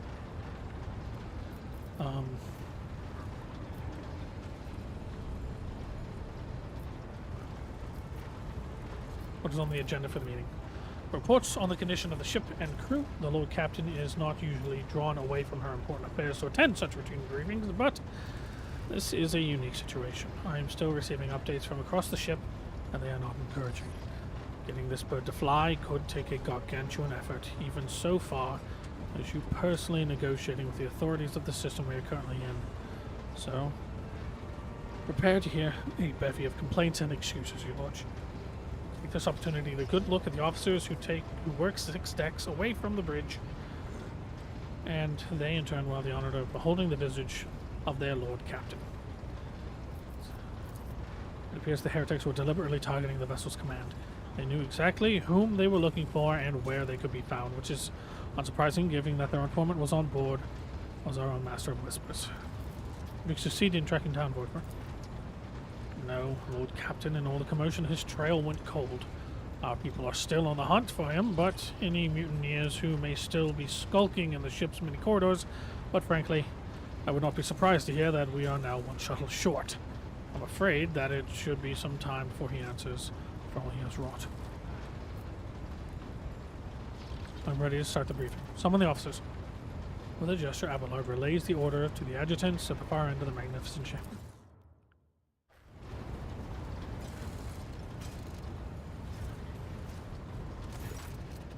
A dozen pairs of eyes bore into you, the expressions revealing restraint, joy, curiosity, and wariness. Attention officers, you have been granted an honor. Lord Captain Hiram Van Valancius will personally conduct today's briefing. Our most gracious Lord Captain is ready to hear your reports.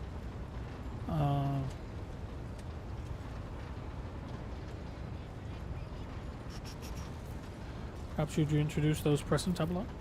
As you wish, your lordship. Points to a tall, slender woman whose body seems to contain as many implants as it does flesh.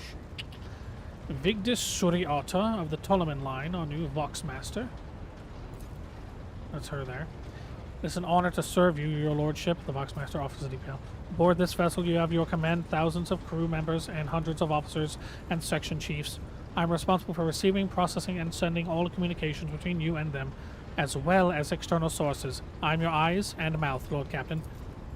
Beside her is Ravor, the Master Helmsman. He steers our ship along the course set by the Lord Captain and monitors the void around us to ensure that we do not stray into an asteroid field or a pirate trap. The bearded man with pale, almost transparent skin, large circles under his eyes, and a dour expression that seems hard-wired into his face gives a sullen nod. Hail, Lord Captain. Hail, Lord Captain. This here's a ship is as good as home to me, so rest assured she's in safe hands. I'll die before I let her come to any grief. And lastly, our high factotum, Janris Danrock, who oversees supplies, procurement, and the general material well-being of the ship.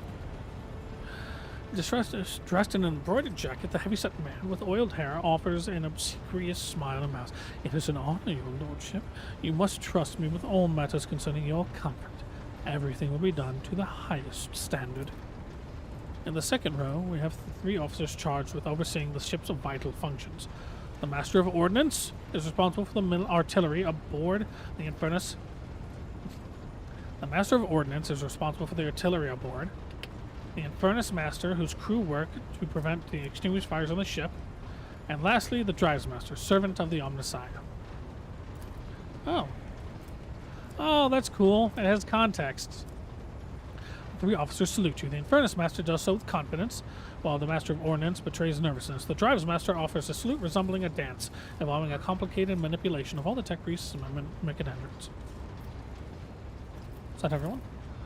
Unfortunately, our choir master, the esteemed Zachary Weiss, head of the Astropath section, is unable to join us. He is in charge of communications with distant star systems. Master Weiss has been in trance for some time now, attempting to contact other planets in the Von Valancius Protectorate and inform them of Lady Theodora's passing and Conrad Voidver's treachery.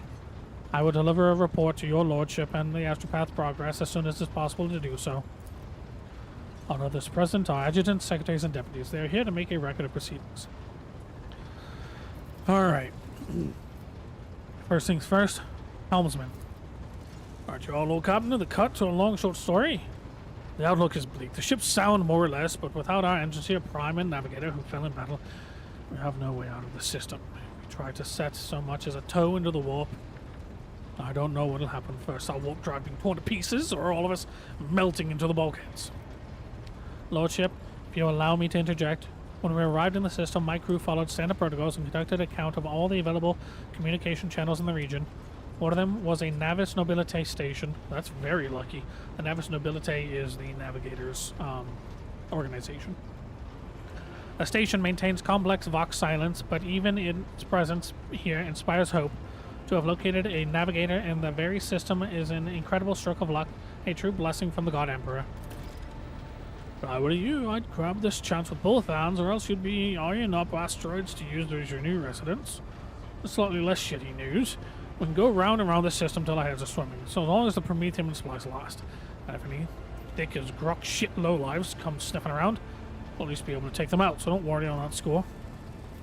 So here for the Infernus Master's report. Yes, Lord Captain. The tall young man bows his head in deference. I can report that all fires across the decks have now been extinguished. The preliminary damage assessment in terms of material losses and crew casualties has been completed. The results have been submitted to the Seneschal and the High Fact Totem.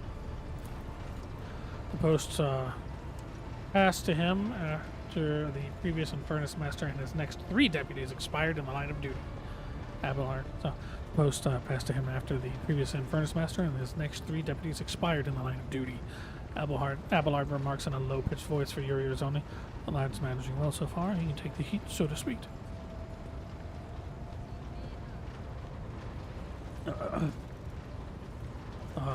Drives Master. Z. Ra Talar. A voice distorted by a Vox retranslator emerges from under the tech priest's scarlet hood. Lord Captain, the foes that set upon this noble void ship destroyed the repositories of hundreds of machine spirits. The grape warp engines. They're cherry flavored. The great warp engine entrusted into my charge is unharmed, thanks the Omnissiah, but its spirit mourns its dead brethren. We have not yet identified a proper prayer protocol capable of assuaging its sorrow and anger. With great sorrow, I must also report that Engine Seer, Prime Overseer, and spiritual authority of all tech priests on board fell in battle. That Magos was betrayed by the little flesh that remained part of him. A most terrible loss. There is no one among my comrades aboard whose experience and comprehension of the sacred protocols equals that of the Magos. We require a replacement, and as soon as possible. I see. Thank you. Tech priest bows her head. High Factotum, what have you to report? We are toiling day and night to compile a full account of the losses. The task will require next to no involvement from your lordship.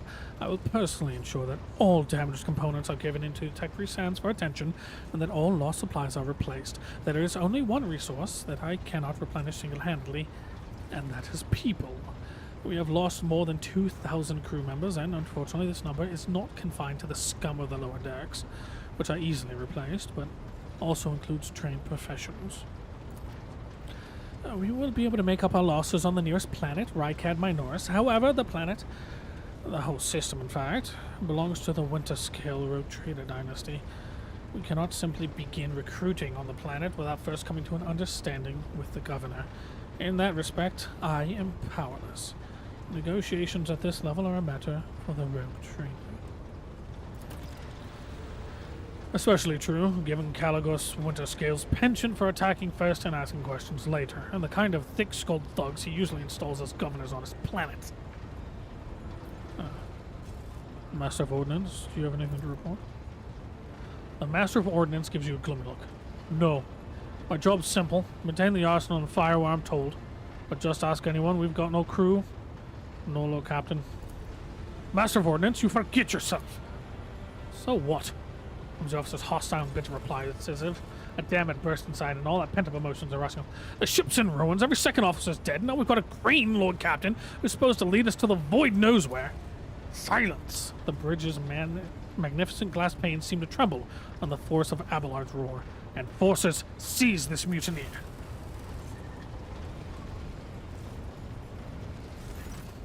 Abelard grunts.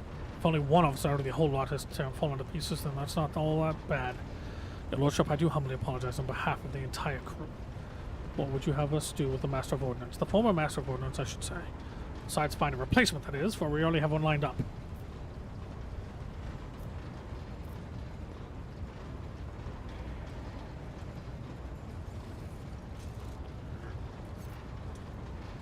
Stand down. Release him. I have no intention of punishing a man for a moment of weakness. Not after the terrible attack we've been doing. I'm thinking... Cease your sniveling, you disgrace yourself and the entire clan. Enough. The hysterics are over. Let us resume. The Master of Ordnance stands up, wiping the blood from his broken nose. His face is the picture of shock. What just happened seemed to be dawning on him only now in the knowledge of the fate he so narrowly escaped.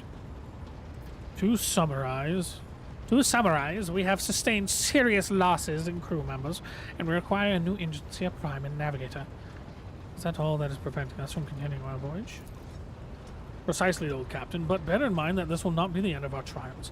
The ship's systems must be properly inspected for major damage, which can only be carried out at Footfall Station, home to the only dockyard in the sector, but we will never reach Footfall without first solving these 3 immediate problems.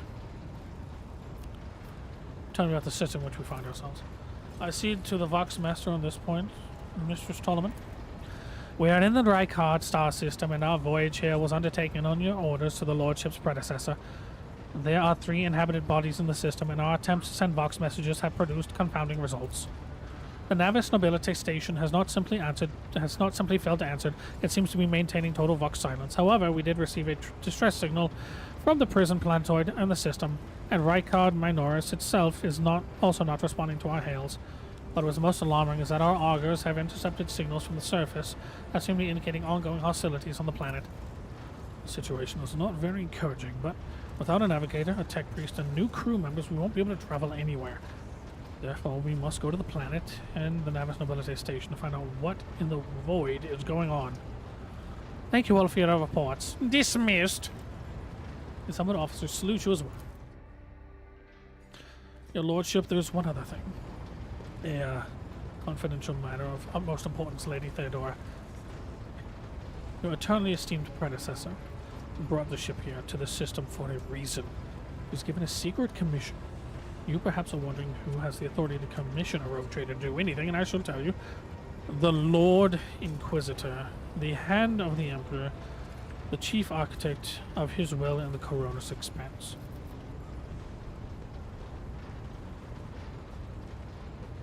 I came across a strange handwritten letter on Theodora's desk. It was signed XC. You're referring to the contents of that note, everyone? Yes, that's right, XC. Xavier Kalakazar. Lady Theodora was to seek out the Lord Inquisitor's right-hand man, one Heinrich von Kalox, and interrogate her, you understand. All I know is that he is somewhere in the system, that we must find him and offer him whatever assistance he requires, and then deliver him to Footfall in the Furibunda station system. Finding him without any more information to go on will be difficult indeed, but Inquisitor is an important individual. The authorities in the system, either the Navis Nobility or the Governor of Rykard Minoris, may know something. That is all of it, your lordship. You have a great deal of work ahead of you, but it is a mere taste of the daily burden of a rogue trader. Soon you must take up the reins of the Von Valencia's protectorate. Adelaide gives you another scrutinizing look, as if he is trying to gauge how long you hold out under this mountain of problems. His face softens slightly, and it seems he is about to offer some words of encouragement.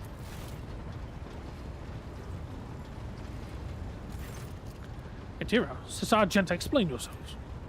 This matter grimly nods towards Adira. The Psycha is suffering some ailment or dark madness. She insisted on seeing the rogue trader. I judged that it would be unwise to leave her unsupervised. For a brief moment, Sister Argenta's voice sounds hesitant. I was also hoping to approach you with a personal request, but it can wait. Speak with me when you have time, rogue trader. Adira's glazed eyes rove over those assembled. One word burst from the list. Daybreak.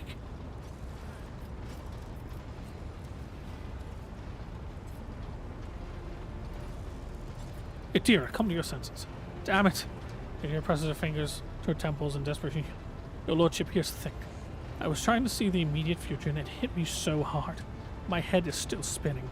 Something very strange is heading our way, and I can't make out what it is, no matter how hard I try. A single word is all I can make out. Daybreak. Oh, maybe it's dawn? And it's ringing like an echo, like a bell. But if it's daybreak, then why is it so dark? We cannot extract any information of value from a single word. Can you tell us anything else, Mistress Glass? No. Not yet, anyway. The voices are going berserk, all shouting at once. Can't make any sense of it. As soon as I know or sense something, I'll report it, alright? Look, Captain, if you want me to take a closer look into your future, find me on the bridge and we can talk. Lady Theodora was well served by my whispers on many occasions, and I'm sure you would benefit from them as well. Psyker's bitten lips stretch into a wry smile. If there's nothing else of value to report, I declare this briefing concluded. It's time to get to work.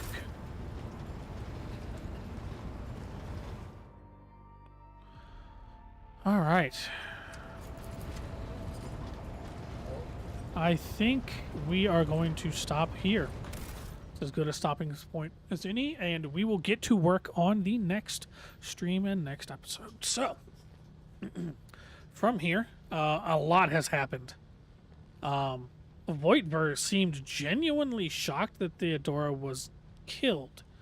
So I have a feeling that there was some other cabal or secondary factor that utilized the distraction of the mutiny and the chaos influence to get in, kill Theodora, and steal whatever it was, or break whatever the artifact may have been. So let me go ahead and save.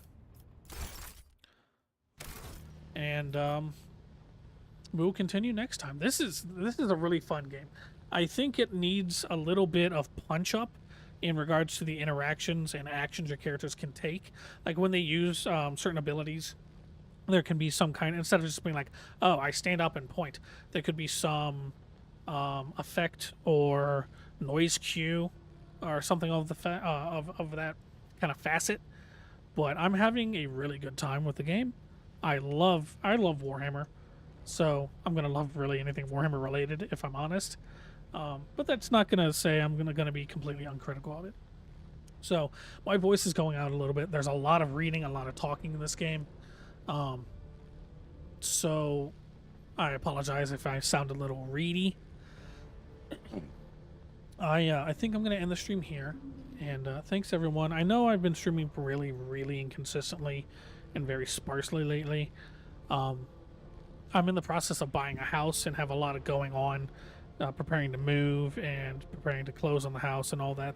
So I've had a lot going on lately and a lot of pressure and a lot of stuff to deal with. My friends have been wonderful in helping me, kind of blow off steam and such.